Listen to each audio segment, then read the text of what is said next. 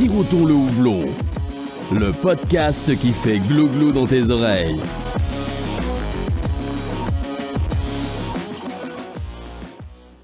Salut à tous, c'est Alex du podcast Sirotons le houblon. On se retrouve pour un 6e épisode, toujours en compagnie de Maxime Discobiri. Salut à tous. Et de Adrien de Bière et le Loup. Salut à tous.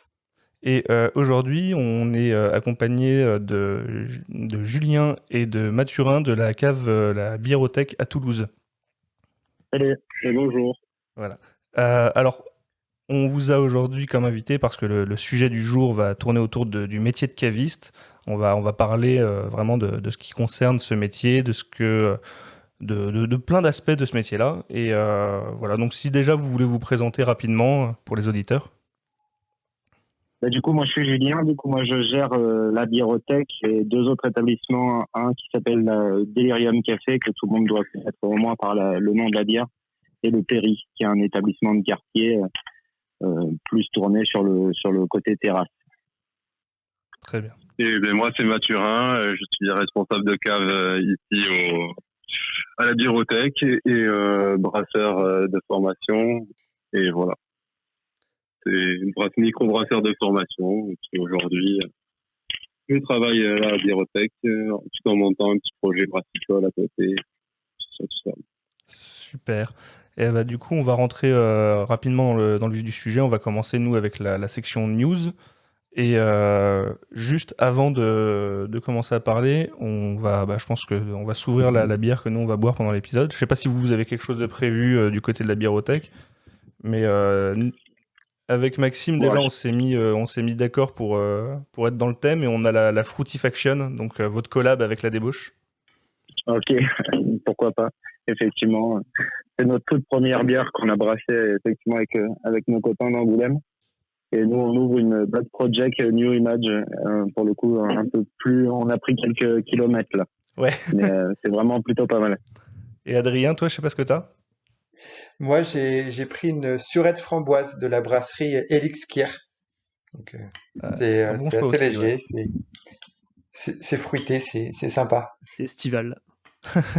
Allez, on va faire le traditionnel glou-glou dans le micro. Vas-y, à toi l'honneur.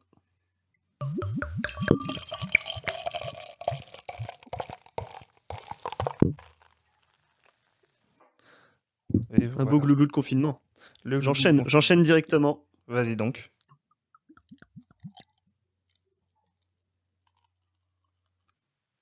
Un petit peu plus timide. Ouais. Allez, j'enchaîne aussi. Allez.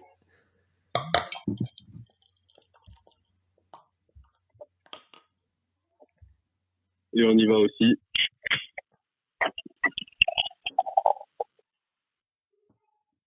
Et voilà. Superbe. Eh bien, à la vôtre. À la vôtre. Santé à tous. Est-ce que vous pouvez nous parler un petit peu de cette Fruitifaction, du coup, vu que c'est une bière de style saison qui est avec de la myrtille et de la groseille, c'est ça ? Exact. Du coup, celle-là, on avait seulement 4 mois d'ancienneté quand on a décidé de faire ça. Après, historiquement, on bossait déjà avec la débauche sur un autre établissement. Depuis un petit moment, à Toulouse, on était un peu précurseur sur cette brasserie, qui est pas très loin de chez nous, puisqu'elle est qu'à 3 heures.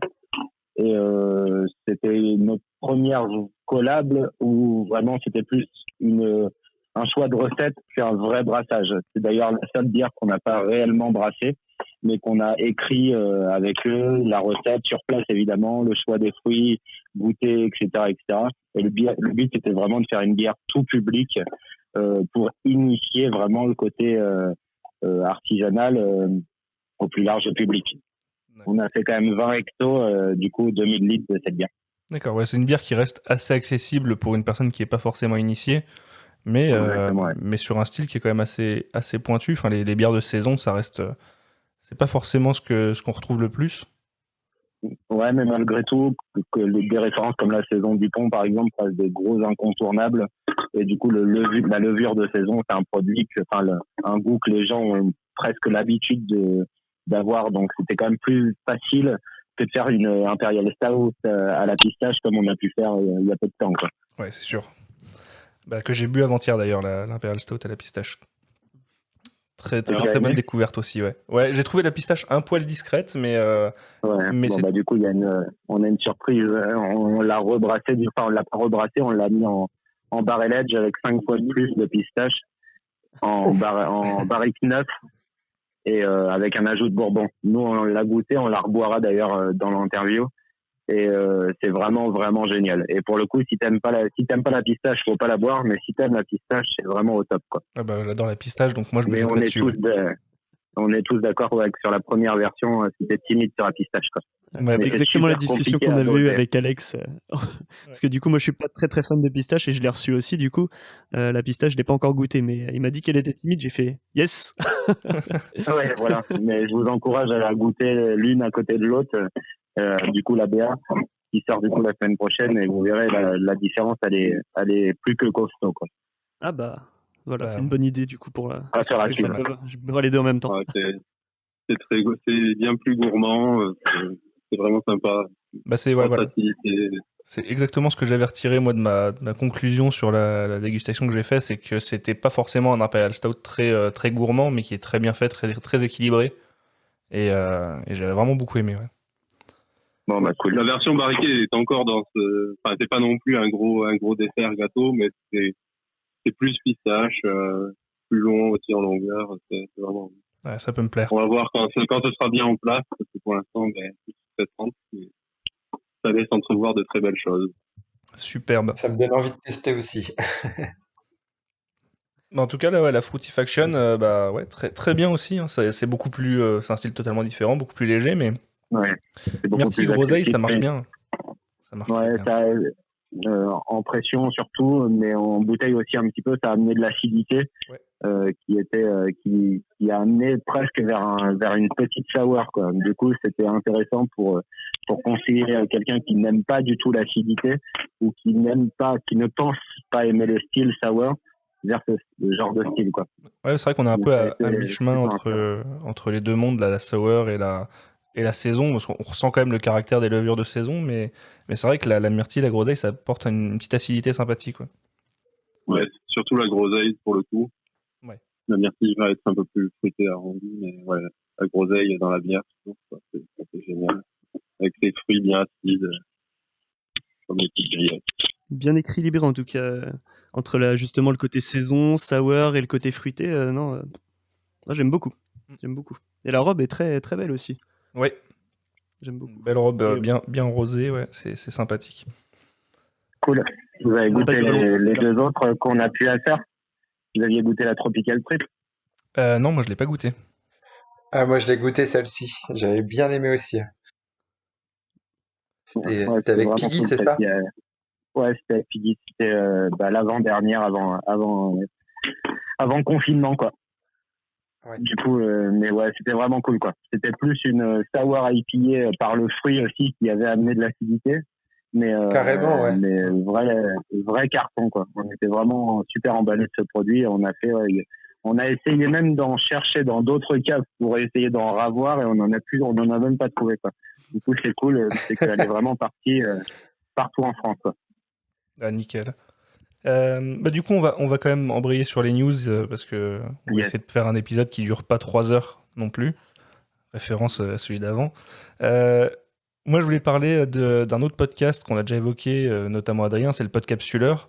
Parce que là, en cette période de confinement, Olivier, donc, qui fait ce podcast, a lancé ce qu'il appelle la chaîne solidaire du Podcapsuleur, et il sort un épisode par jour, donc des épisodes assez courts, d'environ 5 minutes, mais qui viennent mettre en avant des acteurs de la filière brassicole pour parler justement de l'impact de la crise du Covid-19 auprès des différents métiers. Donc ça peut être des brasseurs, des cavistes, il y a un peu de tout le monde. Et c'est très intéressant, ça s'écoute très bien parce que ça dure 5 minutes.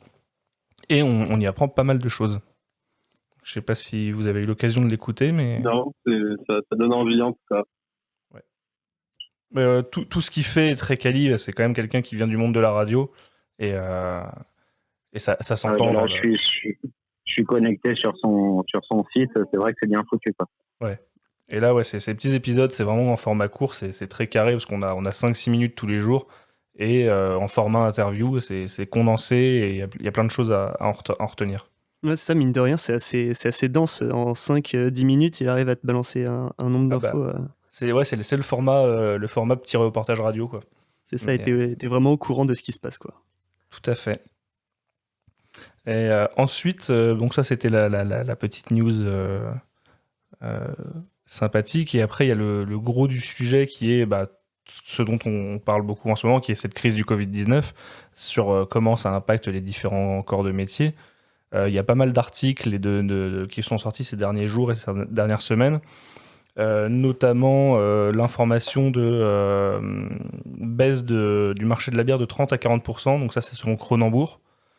Ils ont évalué que le marché de la bière hors domicile, donc tout ce qui est bar, restaurant, hôtel et ainsi de suite, devrait reculer de 30 à 40% en France cette année dû au confinement. Ça, c'est quelque chose qui se voit donc vraiment sur ces secteurs-là, parce que si on regarde le milieu des grandes surfaces, hypermarchés, les ventes ont plutôt augmenté de 6%. Donc, est-ce que c'est quelque chose qui serait qui s'impacte aussi sur le milieu de la craft et des caves artisanales? Bien sûr, de toute façon, la vente sur place, c'est quand même un facteur. Quand on ouvre un fût de 20 ou 30 litres, c'est pas tout à fait la même chose que de vendre 10 ou 15 bières en canette de 44, quoi. Donc forcément, les volumes s'amoindrissent et les consommateurs ont tendance à consommer différemment, je pense, quoi. On consomme beaucoup en pinte dans des établissements et très peu à la maison, quoi. Donc on boit moins, c'est peut-être tant mieux pour la santé, mais par contre, ça a eu un impact évidemment sur le commerce, quoi. Oui, bien évidemment. Ouais, c'est vrai que le côté des bières industrielles, c'est qu'on les consomme aussi énormément, on les trouve énormément dans les grandes surfaces, alors que la bière craft, c'est vrai que je pense que la consommation se fait majoritairement dans les débits de boissons. Ouais, c'est ça. La vente sur place est prioritaire, quoi. Et avec les déplacements limités, on se rend bien compte que les gens, ils sortent, ils vont faire leurs grosses courses, s'ils ont envie de bière, ils vont les acheter là où ils font leurs grosses courses. Et du coup, pas forcément privilégier les petits endroits où ils allaient chercher leur bière à ramener à la maison ou boire un coup à l'extérieur. Moi, je le vois énormément, en tout cas, dernièrement, sur par exemple, les groupes Facebook qui parlent de bière artisanale. Il y a plein de gens qui se remettent à boire dernièrement parce qu'ils arrivent à trouver dans leur grande surface du coin. Donc, ça retourne sur les Chimay ou ce genre de bière qu'on peut trouver en grande surface. Ouais, je pense que Brewdog a bien dû progresser aussi. Ouais, clairement, ouais. Ouais, c'est clair. Dans le même thème, il y a le site Beer Masterclass qui a fait un article très très développé qui se nomme « Le Covid-19 va-t-il tuer la scène craft ?» C'est très intéressant à lire parce que c'est vraiment très développé. L'article est très long. Il parle de plein d'aspects différents. Et notamment, il y a une intervention du président du SNBI, donc Jean-François Drouin, qui parle de la filière brassicole comme une des plus touchées par cette crise et qui évoque 80 à 90% de chiffre d'affaires pour les brasseries en l'occurrence. J'imagine que c'est dans la continuité de ce que tu nous expliquais, donc les débits de boissons étant fermés, les caves ne pouvant que limiter les dégâts, ça doit être bien compliqué. Quand tu parles de 80-90%, tu parles en France ? Oui, là c'est les chiffres en France qui sont apportés. En perte de chiffre d'affaires. Ouais, en perte de chiffre d'affaires, tout à fait. Ok. Oui, je pense que ça dépend. Ouais. Ça dépend aussi pas mal du modèle économique de certaines brasseries. Celles, par exemple, qui font plutôt du local et du bio, et plutôt dans les épiceries bio et tout ça, s'en sortent peut-être mieux que ceux qui font vraiment du fût craft pour les bars. C'est certain. Surtout que là, c'est les chiffres qui sont... Ouais. Vas-y, pardon. Non, c'est les chiffres qui sont rapportés donc, par le président du SNBI, qui représente quand même beaucoup de très petites brasseries aussi. Donc c'est vrai qu'il y a beaucoup de petites brasseries, comme tu disais, qui sont à caractère très local, qui elles doivent être très très impactées. Ouais. Et après, au-delà de ça aussi, je pense qu'on exporte très peu la bière française, à contrario de nos amis anglais, où on raffole tous de leurs produits. Nos produits français en Angleterre, en Espagne, en Allemagne, on les voit malheureusement pas assez, quoi. C'est vrai. Donc forcément, quand nous on achète ailleurs, c'est pas pour ça que eux font la même chose, quoi. Ouais. Mais on a quand même de plus en plus de demandes d'Allemands, de Belges pour des brasseries comme Iron, par exemple, qui commence à faire sa petite renommée à l'Europe, mais à moindre niveau, quoi. Ouais. On voit encore beaucoup de box Nother Monk un peu partout en France. On voit pas encore de box la débauche partout en Angleterre, quoi. C'est vrai, mais je m'en étais étonné dans un épisode précédent. C'est vrai qu'on retrouve énormément de brasseries européennes sur, par exemple, les festivals à l'international hors dehors de la France. En Europe, on trouve sur les festivals, on va retrouver des brasseries anglaises, espagnoles, belges, néerlandaises, d'un peu toute l'Europe, et très très rarement des brasseries françaises, alors que c'est vrai qu'on commence à avoir quand même quelques grosses pointures en France, et pourtant on les retrouve très peu invitées sur les festivals étrangers. Ouais, c'est vrai. Ça va bouger, il faut que ça bouge. Ouais, ça serait bien que ça bouge, ouais, en effet. Toujours là, on parlait du coup de ces chiffres rapportés par le président du SNBI. Donc, on va continuer dans le même domaine puisque le SNBI, donc le syndicat national des brasseurs indépendants, si je dis pas de bêtises, lance une campagne de communication auprès du grand public avec des objectifs principaux comme aider les brasseries indépendantes à retrouver leur chiffre d'affaires, développer l'intérêt du grand public pour la bière artisanale et locale, inviter les amateurs de bière à consommer local et français, et convier les amateurs de bière à aller rencontrer leurs brasseurs locaux. Et du coup, pour en arriver là, ils vont passer par la création d'une identité visuelle commune avec le slogan « Soutenons nos brasseurs indépendants ». Ils ont mis en place, on en avait parlé dans l'épisode précédent, une plateforme, un site internet avec une liste, une carte de France avec toutes les brasseries qu'ils représentent, qui permettent de voir quelles brasseries sont proches. Donc le site qui est solidaritébrasseur.fr. Et là, ils bossent aussi sur la réalisation de différents outils pour déployer cette campagne, que ça soit du goodies type sous-boc, affiches, stickers, ou même une application pour trouver les brasseries locales. En plus de ça, ils préparent pour septembre une collab nationale un peu à la façon de ce qu'a fait Other Half avec All Together, ouais. Donc là, ils vont faire quelque chose à l'échelle française avec un brassin identique auprès de tout le monde et qui sera fait en septembre avec des houblons frais. Ok. Donc, je sais pas si vous avez un peu entendu parler de cette initiative. Moi, je l'ai découvert un peu sur les réseaux sociaux et en fait, je voulais en parler parce que je suis tombé sur un post Facebook sur la page de la brasserie Le Père la Mère qui s'indignait un petit peu de l'initiative alors qu'ils sont eux-mêmes adhérents à la SNBI. Voilà. Et en fait, pourquoi ils sont un peu indignés ? Parce que, alors déjà, il faut savoir que la campagne de financement participatif que veut lancer le SNBI, ce sera sur KissKissBankBank. Ils cherchent à collecter 25 000 euros. Et donc, quand on fait un don, il y a des formes de contrepartie, comme souvent avec ce système de financement. Et là, typiquement, si on fait un don de 50 euros, la contrepartie, c'est un bon d'achat valable dans les brasseries participantes, mais d'une valeur de 10 euros. Et en fait, quel que soit le montant de bon d'achat, de don qu'on va faire, on récupère un bon d'achat, mais qui est 5 fois moins valorisé que le don qu'on a fait. Et du coup, la question que se posait le Père la Mère, la brasserie Le Père la Mère, c'est où vont ces 40 euros de différence quand on fait un don de 50 euros ? En fait, ils viennent financer donc ce syndicat pour toute cette campagne justement et tout ce qu'il y a besoin de mettre en place. Mais la question, elle est assez intéressante parce que est-ce qu'il ne faudrait pas mieux financer directement ces brasseries qui, comme on le disait tout à l'heure, non, je ne l'ai peut-être pas évoqué, mais il y a aussi cette news qui circule comme quoi on serait prêt à jeter près de 10 millions de litres de bière en France à cause du confinement. Donc ça sera majoritairement du fût, de ce que j'ai compris, mais les brasseurs ont quand même pas mal de stocks qu'ils n'ont pas pu écouler de manière normale. Ouais. Est-ce que ce serait pas mieux Aujourd'hui, on a une brasserie à côté de chez nous qui a fait une vidéo justement qui vidait ses tanks dans les siphons quoi. Ah du coup, c'est pas que des fûts malheureusement qui vont se vider quoi. Ouais. Donc du coup, ouais, voilà. Il y a aussi toutes les micro-brasseries qui vendent sur place quoi. Ouais, c'est vrai. Et donc ouais, il y a cette question de est-ce que orienter le client directement chez les brasseurs pour que ces brasseurs puissent vendre leur stock, alors que ce soit au client en direct ou par la suite après la reprise à des cavistes ou je ne sais qui, mais qu'on trouve un moyen de faire circuler ces stocks plutôt que de financer, que de mettre 80% du financement dans une campagne de communication.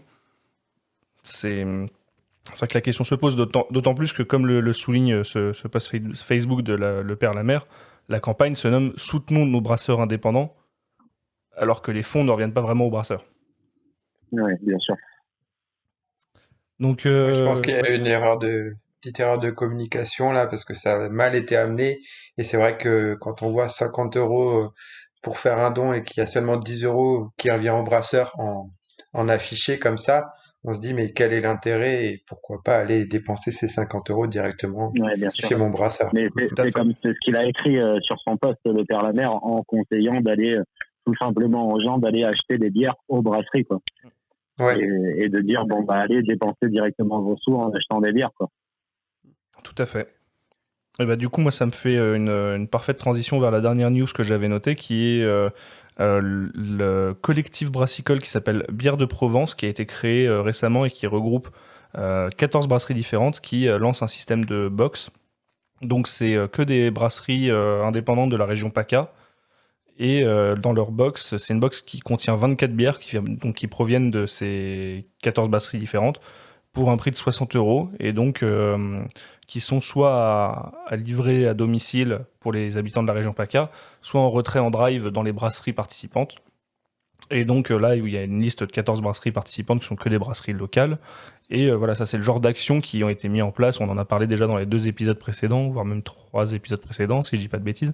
Toutes ces actions qui ont été mises en place par les différentes brasseries, par les cavistes, pour continuer à faire vivre un peu cette filière malgré la situation. Et ça, c'est génial, ça. Bah ouais, et Oui, là pour au moi, moins...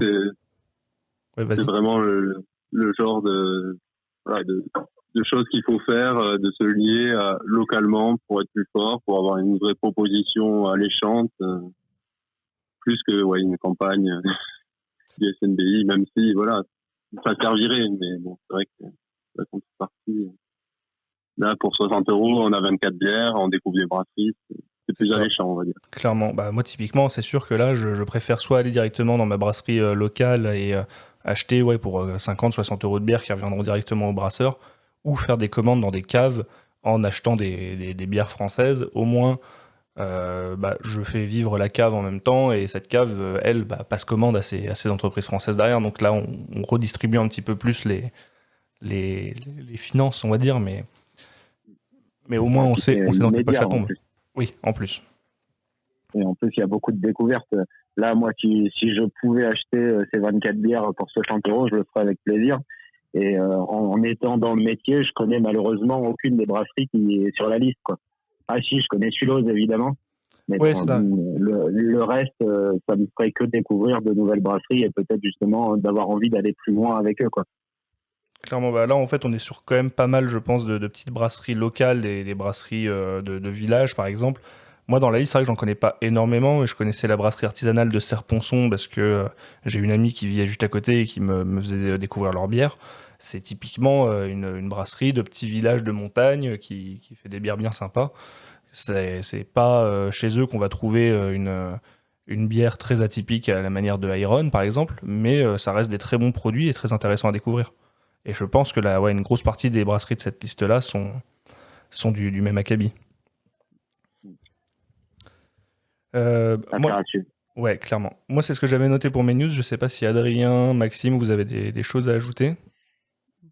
Pas spécialement. Pas spécialement, non. On a fait le tour déjà, je pense.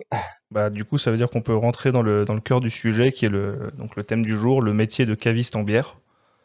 Et pour ça, du coup, nous, on a préparé une série de questions un peu façon interview, mais on va essayer d'être quand même le plus naturel possible dans nos échanges. Et on vous remercie du coup de vouloir participer à cet épisode. Déjà, moi, pourquoi j'ai contacté la Biérothèque ? Alors, vous êtes une cave que j'ai découvert assez récemment, forcément, n'étant pas du coin de la région de Toulouse. C'est peut-être 6 mois, on va dire, que je connais la brasserie, la cave, pardon. Mais je vous ai découvert parce que vous avez à la fois une forte activité, je trouve, sur les réseaux sociaux, et en plus de ça, une très forte réputation auprès des beer geeks toulousains. Vous avez fait énormément d'événements avec par exemple des TTO ou des releases qui étaient avec des brasseries très sympas. Vous avez une sélection qui a l'air d'être hallucinante, rien qu'à voir votre webshop. Donc ça, c'est des points qui font que je me suis vraiment intéressé à vous pour ce sujet-là. Ça me semblait être assez représentatif de ce que peut être une référence, on va dire, en cave à bière. Donc du coup, merci. De rien. Donc du coup, vous vous êtes un petit peu présenté au début, mais est-ce que du coup, peut-être plutôt Julien, tu peux me présenter un peu plus l'histoire de la biérothèque, la genèse? Alors du coup, si on doit rapidement, après, on n'a que 1 an et demi d'ancienneté, la biérothèque déjà, donc on n'a pas forcément un lourd passif. On exploitait ce bâtiment avant sous une autre enseigne, on faisait de la restauration, mais on exploitait des bars à bière belges en centre-ville, et forcément on voulait vraiment dynamiser le côté artisanal dans la bière, et en s'appelant Delirium Café, c'est super compliqué. Même si tu communiques sur les réseaux en parlant que de bière artisanale et tout, 90% de tes clients, ils continuent à consommer belge, quoi. Parce que en même temps, tu t'appelles Delirium Café, c'est compliqué de vendre une grosse IPA américaine que peu de gens connaissent, et c'est pas pour ça forcément qu'ils viennent. Mais malgré tout, on s'acharnait, et puis petit à petit, le pourcentage augmentait, un peu de bière artisanale. Et on avait ce bâtiment en périphérie toulousaine où on s'est dit, si on veut y aller, on va y aller vraiment, et on va s'appeler la biérothèque, et on va faire un truc quasi full artisanal, quasi parce qu'on a 90% qui est artisanal, et après on a 10% de grosses références belges parce que il faut aussi du tout public, et qu'on reste un bar tout public. On veut populariser la bière artisanale, et ça va avec des tremplins. On peut pas passer d'une chouffe à une grosse Imperial Stout à la betterave de chez Iron sans transition. Et du coup, on y allait par palier, quoi. Et c'est comme ça qu'on a transformé le bâtiment en janvier 2019. Et au début, on était 3 à travailler là-dedans. On s'est dit, on verra bien. Le lundi, j'étais tout seul, le lundi soir. Et puis, rapidement, c'était pas tenable, quoi. Donc, on est passé à 4, puis à 5, puis à 6, puis à 7, puis à 8, puis à 9. Puis finalement, maintenant, on est 14 à travailler ici. Ah oui, c'est déjà assez confinement, conséquent. bien sûr. Ouais, mais bon, après, on fait pas que de la cave, quoi. On fait beaucoup de restauration, et beaucoup aussi de bars purs, quoi. Donc, ça reste un établissement où la vie est d'abord présente. Notre vente à emporter s'est développée évidemment avec le site marchand. On travaillait la vente à emporter entre 10 et 20% avant seulement. D'accord. Donc forcément, c'était un levier de chiffre d'affaires, mais c'était pas notre source de revenus numéro 1. Et c'est pas non plus notre identité. Notre identité, c'est vraiment un lieu de vie, comme tu l'as dit juste avant, avec des événements comme des PTO, des quiz, ce genre de choses qui se passent sur place, qu'on a essayé d'adapter avec des quiz qu'on fait maintenant sur Instagram ou ce genre de choses. Ouais. Mais avant tout, et dès que ça va pouvoir réouvrir, on va se concentrer surtout sur les lieux physiques, quoi. Mais voilà un peu d'où on vient, quoi. Et du coup, on a 11 tirages passion. Au début, on en avait 6 artisanales, 5 industriels, et puis petit à petit, il n'y avait plus besoin d'industriels, et aujourd'hui, on est en full artisanal en pression, quoi. Super. Du coup, voilà. la partie un peu activité tierce, donc autre que caviste, on a prévu de les évoquer, mais peut-être un petit peu plus tard dans l'épisode. Ouais, bien sûr. Ouais, juste pour faire une petite synthèse, quoi. Ouais, nickel. Du coup, on y reviendra plus tard parce que ça a l'air très intéressant. Et du coup, comment, c'est valable aussi bien pour toi, Julien, que Mathurin, c'est comment vous êtes tombés dans le milieu de la bière tous les deux, et plus particulièrement dans la craft? Moi, c'est assez bizarre. Je pensais ne pas aimer la bière jusqu'à il y a 2 ans et demi. Parce que j'avais jamais bu autre chose que de la Grim, de la CS, ce genre de trucs, et je trouvais ça mais vraiment pas bon, quoi. Même en festival, je préférais ne pas boire que de boire ce genre de choses, quoi. Donc vraiment, je me suis dit c'est pas fait pour moi ce type de boisson, et j'ai rencontré un caviste qui travaillait avec moi tout au début où j'ai commencé, et il m'a fait boire une abbaye Saint-Bon-Chien, qui est quand même un antipode de la bière, mais malgré tout j'ai pris une de ces claques, et je me suis dit, mais finalement, il y a des trucs qui ont du goût déjà, et qui m'ont donné envie d'aller beaucoup plus loin. Et aujourd'hui, je suis devenu plus qu'accro à découvrir de nouveaux produits, de nouveaux styles, prendre des risques, à commander des brasseries qu'on n'a jamais entendu parler avant, etc. etc. Du coup, tu es un petit peu à l'opposé de ce que tu décrivais juste avant. Toi, tu es passé directement de j'aime pas la bière parce que je ne connais que la grime à je prends une claque avec une Saint-Bon-Chien. Ouais, moi, j'ai jamais eu de transition avec de la Brewdog ou quoi que ce soit, quoi. Mais vraiment, même Brewdog, j'avais goûté avant et j'aimais pas, quoi. Je n'aimais pas l'amertume, pas le sucre, pas tout ça. Je sais pas. C'est assez atypique comme démarrage, mais c'était effectivement en trombe, quoi. C'était direct avec de la Saint-Bonche à 10 degrés. Ça n'avait pas de transition, vraiment pas. Il y a pire pour commencer. Ouais, clairement. Ouais.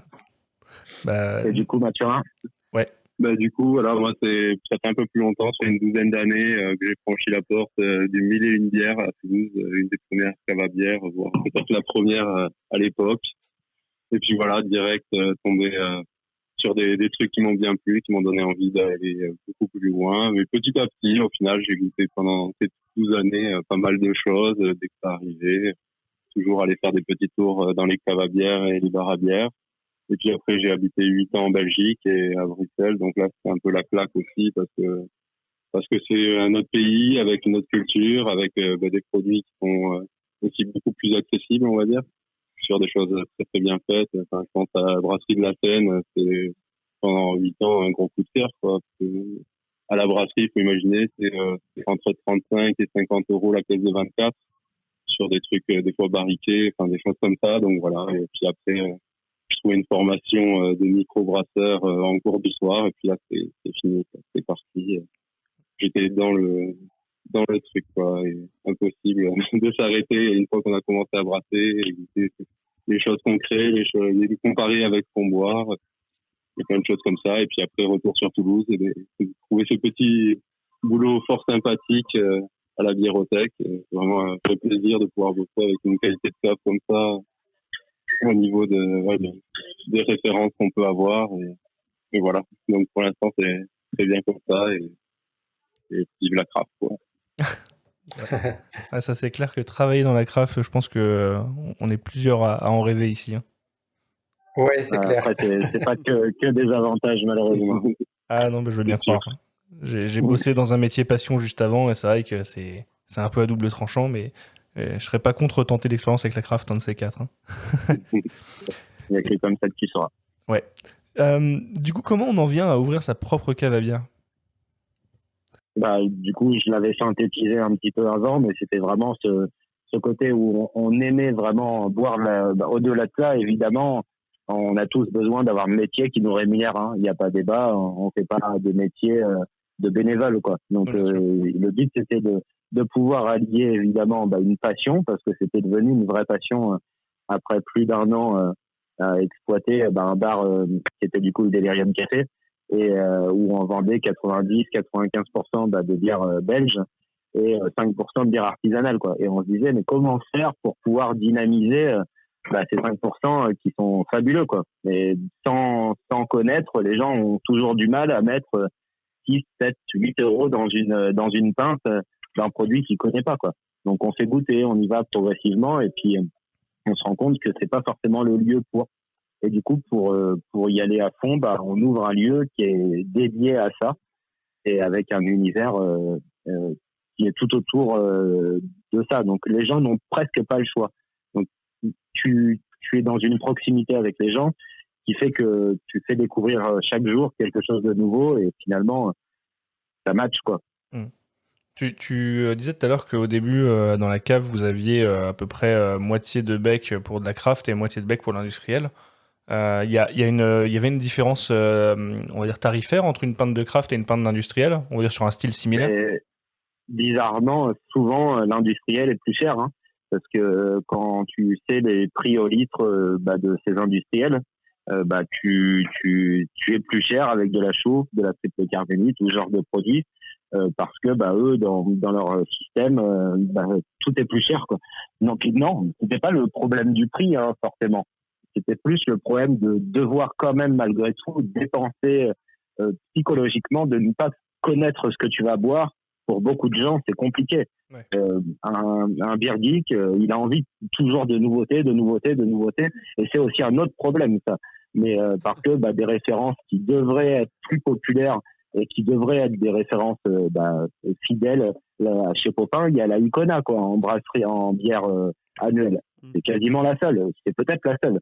Ouais. C'est quand même, pour beaucoup de brasseries, ils sont devenus dépendants à cette dépendance de rotation. Mais pour une triple carmélite, une chauffe, une délirium, etc., c'est un produit qui est toute l'année, le mec, il sait qu'il va boire sa bière à 8 degrés, il connaît le goût. C'est une Coca-Cola de la bière, quoi. Mais c'est vraiment le truc facile. Du coup, c'était pas forcément le prix, le problème, c'était plus le fait de ne pas connaître. Et c'est encore un problème pour pouvoir augmenter ce pourcentage, c'est de libérer un peu tout ça et de populariser des brasseries françaises ou autres pour pouvoir faciliter les commandes. Ouais, c'est vrai que là, on est sur deux modes de consommation complètement différents entre le beer geek et le buveur de bière lambda, on va dire. Oui et non, parce qu'à la finale, ça reste sur une table. C'est ce qui fait aussi notre force aujourd'hui. C'est sur une table de 10, 12, tu en as peut-être 8 qui vont boire des trucs improbables de partout, et puis tu en as 4 au milieu qui vont avoir envie de mettre de la limonade et de la pêche ou ce genre de choses dans leur bière. Mais finalement, ils consomment de la même manière parce qu'ils sont entre amis, ils sont là pour l'ambiance, pour se retrouver entre eux, pour passer du temps ensemble. Et puis finalement boire de la bière au milieu pour profiter les uns des autres. On a peu de clients qui viennent seuls pour eux, pour la nouveauté.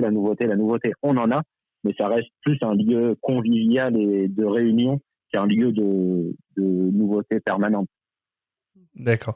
Mais je pense qu'on reviendra dessus un petit peu plus tard avec les autres activités justement, mais là je voulais embrayer sur un autre sujet qui est le business d'une cave à bière. Comment on en vient à monter une cave à bière? Qu'est-ce que ça implique? Parce que j'ai eu pas mal de questions de mes followers sur Instagram à ce sujet-là, quand j'ai demandé quelles questions ils se posaient sur le métier de caviste. Notamment, il y en a une qui m'a un peu fait rire, mais on sait jamais, ça peut être intéressant. C'est est-ce qu'il y a un parcours particulier à faire pour lancer sa cave? Est-ce qu'il y a des études ou une formation qui est plus intéressante que l'autre? Oui et non. Après, ça va, tout dépend de tellement de facteurs. Si tu ouvres une cave de 40 mètres carrés ou de 400 mètres carrés, si tu es en centre-ville ou si tu es en périphérie, si tu as un parking ou si tu n'en as pas. Après, si tu comptes travailler seul ou pas, il y a tellement de choses à prendre en considération que c'est super compliqué à répondre à cette question parce que finalement, si tu n'as pas fait de parcours particulier, il y a aucune obligation de toute manière d'avoir fait un parcours particulier, mais tu vas avoir besoin de cohérence avec tes clients, de compétences auprès d'eux. Et du coup, ça va être aussi avec les gens qui vont t'entourer, l'équipe que tu auras, qui pourra avoir des compétences que toi, tu n'as pas, mais qui vont te permettre de grandir avec eux et de faire grandir ton établissement. Mais admettons, moi, demain, je veux lancer ma cave à bière. Vers qui je peux me tourner comme ça pour avoir des infos sur justement savoir un petit peu les formations qu'il faut suivre. Alors là, en termes de formation en France, c'est sacrément limité pour tout ce qui est bière artisanale. Il y a des formations de cavistes de vin avec des options bière, ça je suis au courant. Après, je crois pas que ça existe des formations cavistes de bière. Ouais. Vraiment, ou peut-être des choses de 3-4 jours, une semaine. Après, tu as quelques oenologues ou zytologues en France ou en Suisse qui sont connus dans le milieu geek, qui font ce type de prestations.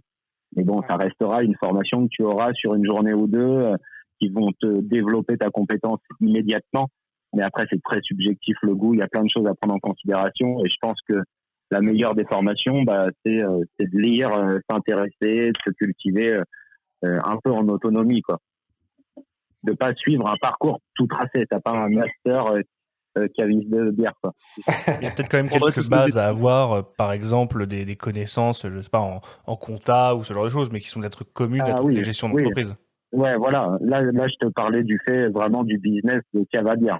Effectivement, après, tu dois avoir des bases de gestion d'entreprise. Et ça va avec tout le reste. Mais tout ça se développe avec... là, effectivement, tu as plein de secteurs qui peuvent t'aider. Tu peux aussi... je pense quand même qu'il faut quand même avoir un petit peu d'ancienneté sur des métiers à responsabilité pour pouvoir avoir un peu touché à tout. pour pouvoir être un peu autonome. Mais après, la meilleure chose, de toute manière, pour le savoir, c'est d'essayer. Hein. Il n'y a rien de mieux que la pratique pour se lancer, quoi. Et du coup, justement, quand on se lance, est-ce que c'est facile de se lancer dans ce métier-là ou facile, c'est Ouais, un il n'y a bien grand jamais mot, mais rien de facile. voilà. Ouais, c'est ce que je te disais tout à l'heure. Tout au début, quand on a ouvert, on s'est dit, bon, bah déjà, tes frais, c'est évidemment ta matière première, mais c'est aussi ton personnel. Bon, bah au début, tu bosses, quoi. Hein. Si tu t'attends à faire 35 ou 39 heures par semaine, c'est compliqué, quoi. En tout cas, ça va pas durer très longtemps, quoi. Donc forcément, tu découvres aussi chaque jour comment va être demain. Le début de tout business, de toute manière, c'est un peu de l'inconnu. T'as aucune idée. Demain, tu peux faire tous les prévisionnels du monde.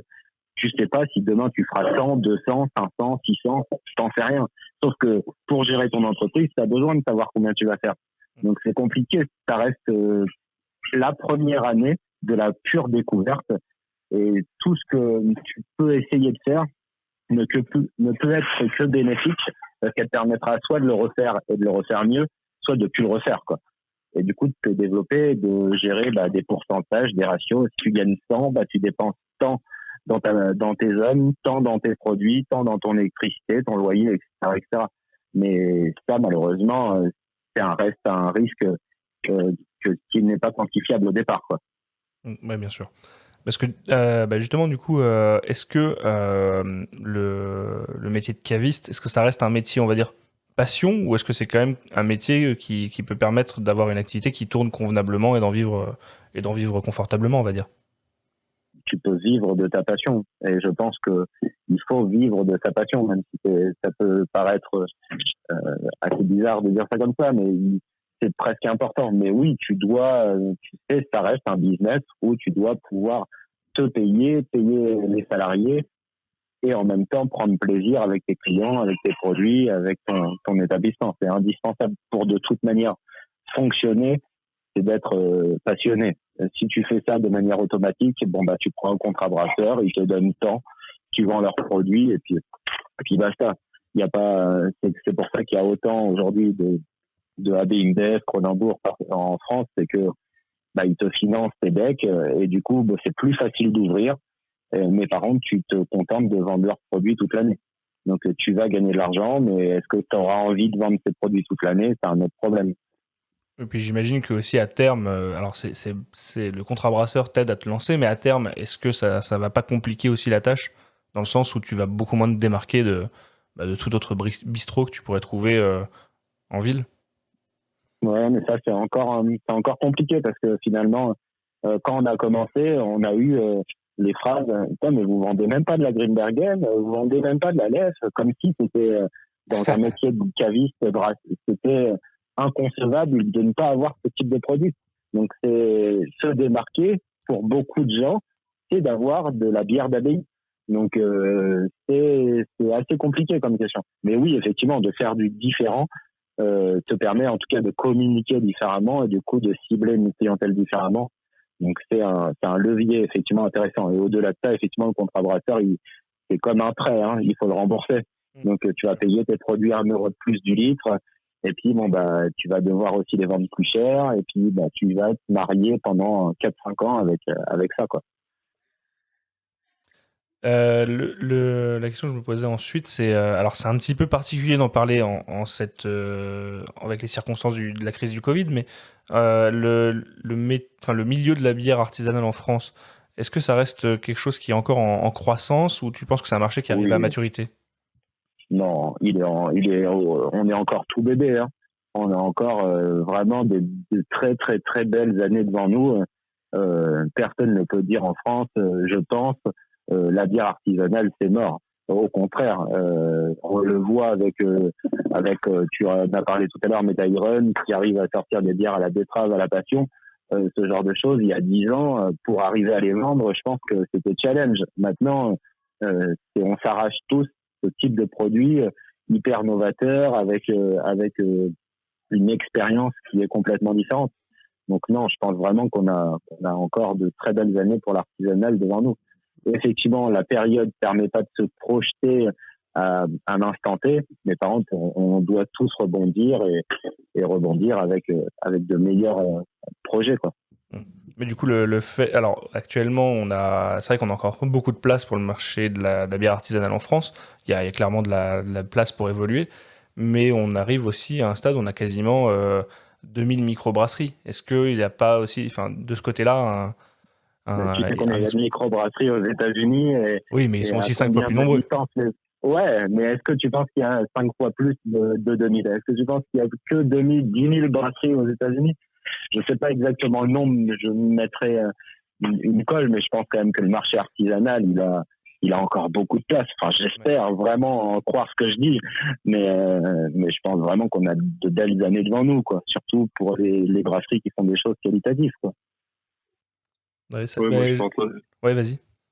Je pense aussi qu'on a encore de belles années. Après, c'est sûr que le marché vraiment craft ou microbrasserie, il va saturer à un moment donné et il va y avoir encore des nouveaux et puis ceux qui font des produits qui n'arrivent pas trop à marcher, ceux-là peut-être en feront les frais.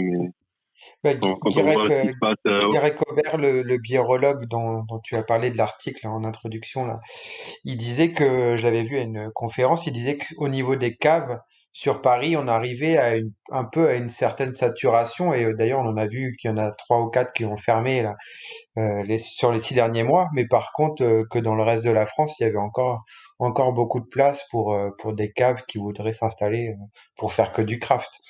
Ouais, c'est une question de région aussi. Ouais, et puis après, il y a aussi l'emplacement. Paris peut être l'hypercentre avec une clientèle hyper touristique, etc. peut-être. Mais nous, effectivement, à Toulouse, on doit être une quinzaine. Et pourtant, il y a encore de la place. Hein. On est tous les uns des autres. Enfin, on est tous confrères et pas concurrents du tout. On a tous vraiment on peut encore en ouvrir une bonne dizaine à Toulouse. Ça travaillera. Tout le monde travaillera. Mais à condition, évidemment, d'avoir les bons produits, les bons prix, le bon service. C'est pas que ce qu'il y a dans ton verre qui est important, même si, évidemment, c'est le cœur du sujet. Mais si tu sais pas le vendre ou si tu es insultant ou désagréable avec tes clients, c'est compliqué de leur donner envie de revenir et de reboire quelque chose d'artisanal, quoi. C'est sûr. Moi, je vais juste te faire une petite aparté. Tu parlais justement de la facilité qu'on peut avoir maintenant par rapport à il y a 10 ans à vendre des bières comme une bière à la betterave de Chiron. Moi, j'en profitais parce que j'ai fini ma Fruitifaction qui était très facile, trop facile à boire. Donc du coup, je vais m'ouvrir une petite deuxième bière. Et là, je pars sur une canette de chez Northern Monk.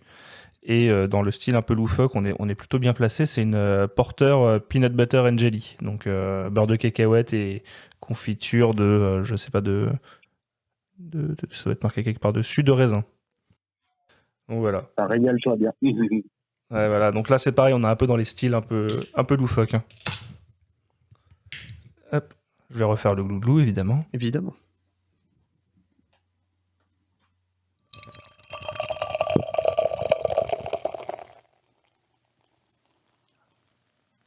L'appel de la mousse. Ah ouais, là, niveau mousse, je suis servi. On l'a entendu. Ouais, tu l'as entendu. Ouh. C'est marrant. Nous, entre-temps, on a ouvert une pistachino barrel age qui est déjà finie. Ah oui. On a l'avantage, c'est de boire à deux. Du coup, quand on en boit une, on boit qu'une demi, finalement. Et puis, il y a les 2 autres personnes qui sont passées par là aussi. C'est du ravitaillement. Donc, on est 4, ça va vite. Donc, je vais aller ravitailler. C'est vrai que quand on faisait les épisodes avant confinement, c'était plus pratique aussi. On faisait du bottle share et ça allait vite. Hein. Le deuxième épisode qu'on a fait sur les lagers, on était 4, on a bu quoi, 8 bières différentes, je pense, sur les C'est ça, ouais. 7 ou 8. Ouais, mais finalement, t'en as plus que 2 entières, quoi. Ouais, voilà. Mais c'est bien, ça te permet de goûter plein de choses. Ouais, c'est sûr. Du coup, continuons. On parlait du marché de la bière. Donc, du coup, selon vous, le marché, il est encore plutôt prospère. Donc, on peut en conclure que c'est encore le moment d'ouvrir sa propre cave si jamais ça nous tente. Bien sûr. Je pense que de toute manière, il faut faire, surtout pour un passionné qui a des bases, effectivement, un peu de gestion. C'est les 5 prochaines années qui vont être belles années devant lui, quoi. Oui, et puis le mode de consommation est de plus en plus local. Du coup, quelqu'un qui veut s'installer dans un endroit où il n'y a personne encore et faire une proposition locale avec de la passion et tout ça, peut trouver, à mon avis, sa clientèle, quoi. C'est peut-être plus compliqué dans des grandes villes comme Paris, qui semblent assez bouchées, mais je pense qu'il y a d'autres places ailleurs pour monter ce genre de projet. Et du coup, vous auriez des conseils pour quelqu'un qui veut lancer sa cave? Déjà, la première chose, c'est de bien se situer, ça c'est certain. Ça, c'est vraiment la base de tout, parce que tu peux avoir la meilleure offre au monde si tu es à l'autre bout de là où la clientèle est, ça restera un business éphémère. C'est bien situé, que t'as une bonne et que tu as un bon produit et un bon service, tu as déjà 90% de chances que tout fonctionne plutôt pas trop mal. Donc, si tu cherches bien le bon endroit. Nickel. Vous avez évoqué au tout début votre activité assez récente là, de vente en ligne avec la Biérotech Webshop. Est-ce que la vente en ligne les caves, on va dire, en ligne, sont pour vous un complément nécessaire à une cave physique? On comptait, le site marchand, on comptait l'ouvrir déjà depuis un moment. Donc on a accéléré forcément très vite les choses par rapport à ce confinement. Mais c'était un vrai projet pour pouvoir avoir déjà des produits qui sont, comme Mathurin le disait, nous, notre clientèle adore, il y a beaucoup de clients qui consomment local. Là, on l'a vu tout à l'heure avec la box qui était proposée par nos amis du sud-est, de brasseries qui n'étaient pas assez représentées. Nous, il y a pas mal de brasseries autour de nous qu'on avait mérite à faire connaître. Iron en fait partie, il est qu'à 30 minutes de chez nous, même pas. Mais c'était aussi pour avoir une rotation de stock plus saine, avoir des produits plus réguliers et d'avoir du coup effectivement un complément de visibilité et une offre à proposer sur le marché en métropole. D'accord, mais du coup, vous, le webshop, c'est donc une activité qui était déjà prévue. C'est pas quelque chose d'éphémère juste pour cette période de confinement. Non, c'est un vrai projet qu'on compte garder sur les mois et années à venir et qu'on aurait lancé quoi qu'il arrive, peut-être seulement au mois de juillet-août. Donc on a vraiment fait beaucoup d'heures dessus pendant le mois où le jour où on nous a annoncé, dès le lundi, on était à référencer, à stocker, à créer des photos, etc. Enfin, ça a été un boulot de dingue et c'est toujours un boulot de dingue pour avoir quelque chose de pro, quoi. D'avoir une vraie offre sexy et avoir les bons prix, les bons produits, le bon livreur, etc., quoi. Donc tous les jours, on se remet en question, on essaye d'ajuster tous les jours pour avoir une offre plus sympa à offrir à nos clients, et c'est nos clients qui nous font les retours et c'est grâce à eux qu'on fait progresser le site, quoi. Actuellement, si on regarde un petit peu les cavistes en ligne, si on peut appeler ça comme ça, je pense qu'il y a à peu près une bonne répartition entre les caves physiques qui ont également une activité en ligne et des caves à 100% en ligne ou des sites de vente en ligne, on va dire uniquement de bière. Typiquement, je pense à des sites comme Shop Ta Bière, Ma Chopinette, Une Petite Mousse, ce genre de choses. Est-ce que ces sites qui sont des e-commerce uniquement de bière artisanale sont une concurrence pour vous aux caves, comme Internet a pu être un danger pour les boutiques physiques dans plein d'autres domaines, ou est-ce que c'est un milieu qui est un petit peu plus spécifique pour ça? Je pense vraiment pas que c'est un concurrent. Ça l'est un minimum, parce que forcément la bière qui est achetée là-dessus ne sera pas achetée chez nous, surtout si c'est la même référence. Mais malgré tout, une cave physique, il y a le conseil du caviste, il y a le fait de venir sur place, tu l'achètes, tu l'as tout de suite.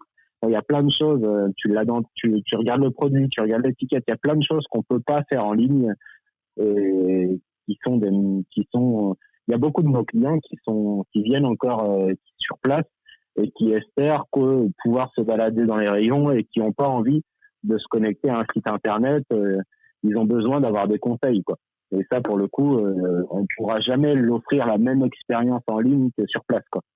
Évidemment. Donc, ça pourra pas remplacer. Mathurin, tout à l'heure, tu évoquais que tu avais découvert la craft en mettant les pieds dans une cave qui s'appelle 1001 bières. Ça me permet de rebondir sur ces caves franchisées, les caves à bière franchisées. Qu'est-ce que vous pensez de ces caves à bière franchisées type VNB, 1001 bières, Craft Beer Co et ainsi de suite?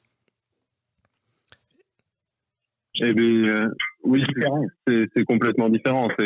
Pour VNB, par exemple, ils ont aussi du vin et d'autres choses. Et puis après, on est tous passés par un VNB.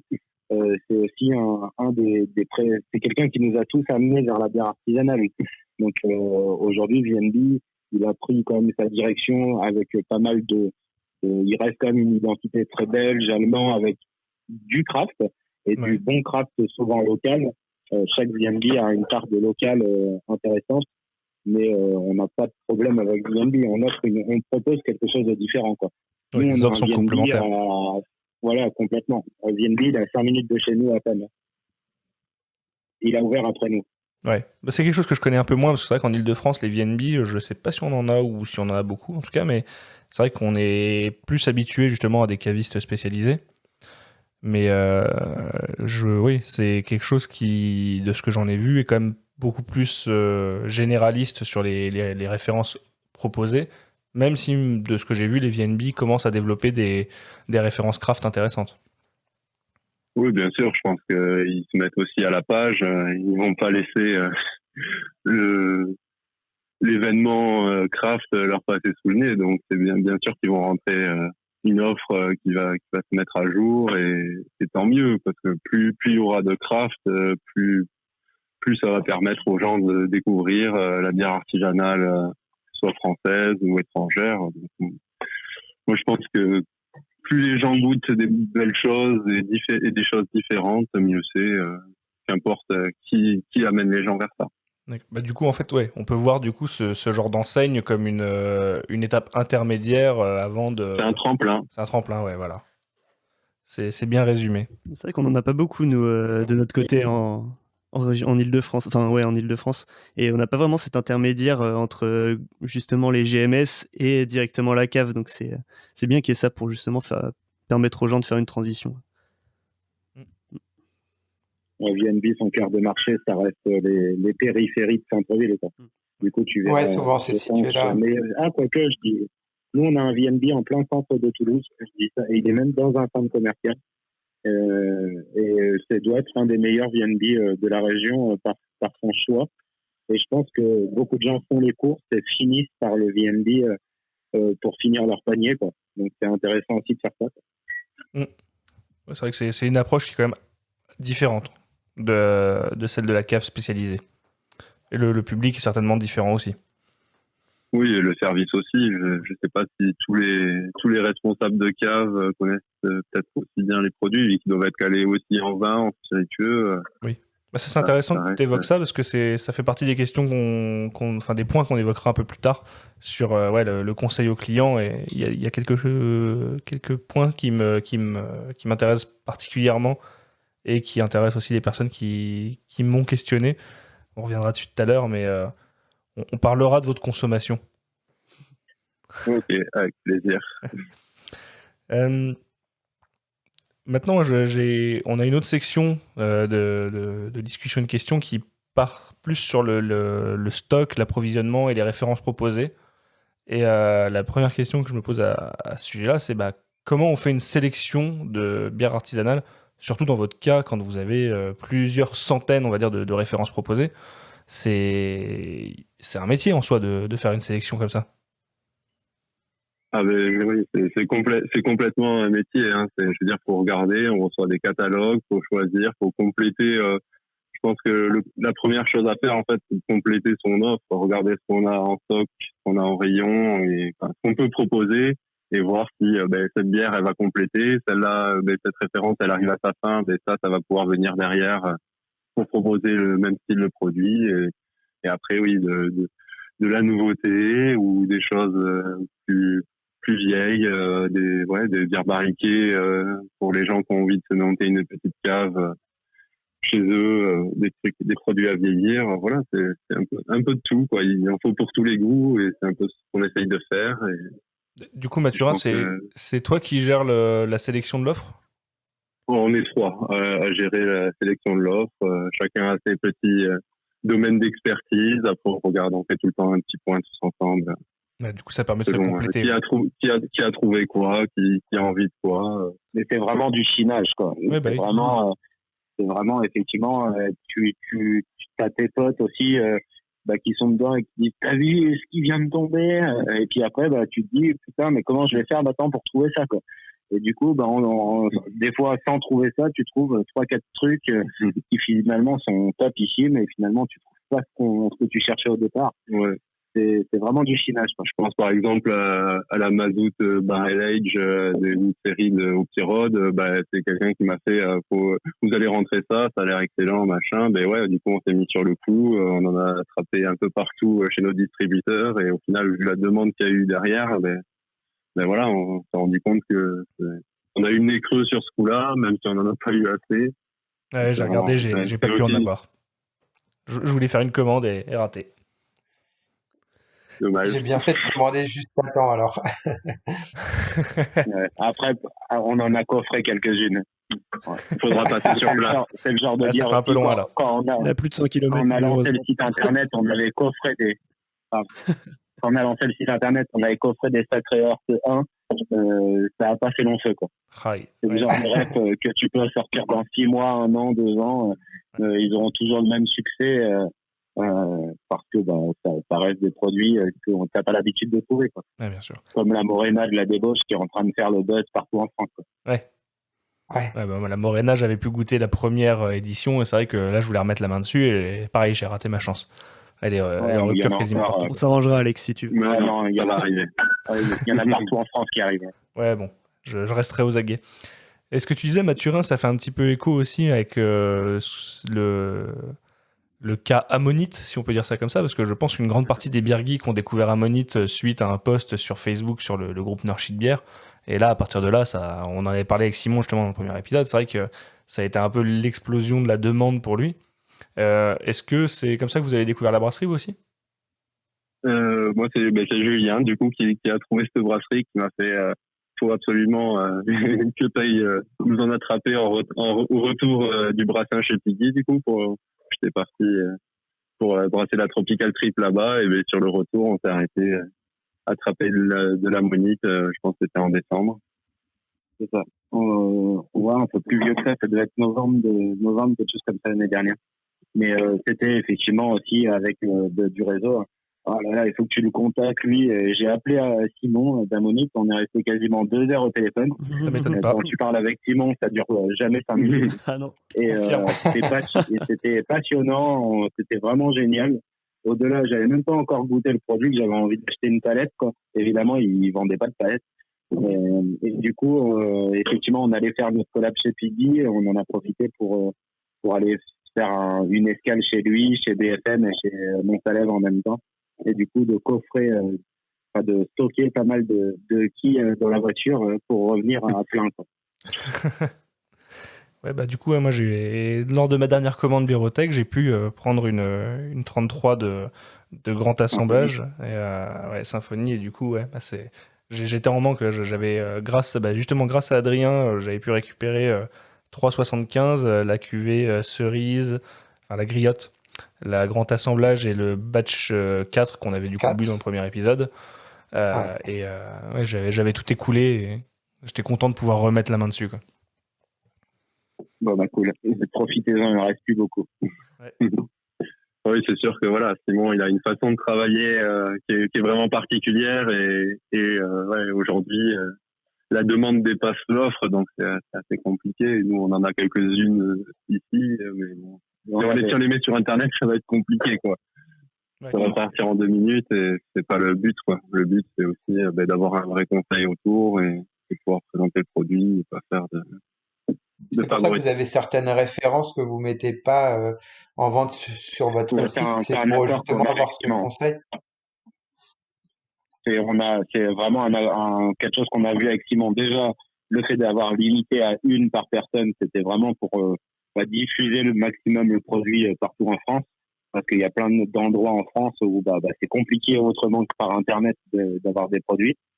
Et on était tombé d'accord aussi sur le fait, il a dû vous expliquer tout ça, mais c'est un système d'allocataires pour avoir ces produits. Et du coup, on représente du coup la ville de Toulouse et du coup de l'Occitanie Grand Ouest. En gros, on est son distributeur officiel ou revendeur, mais pour une partie de la France en fait.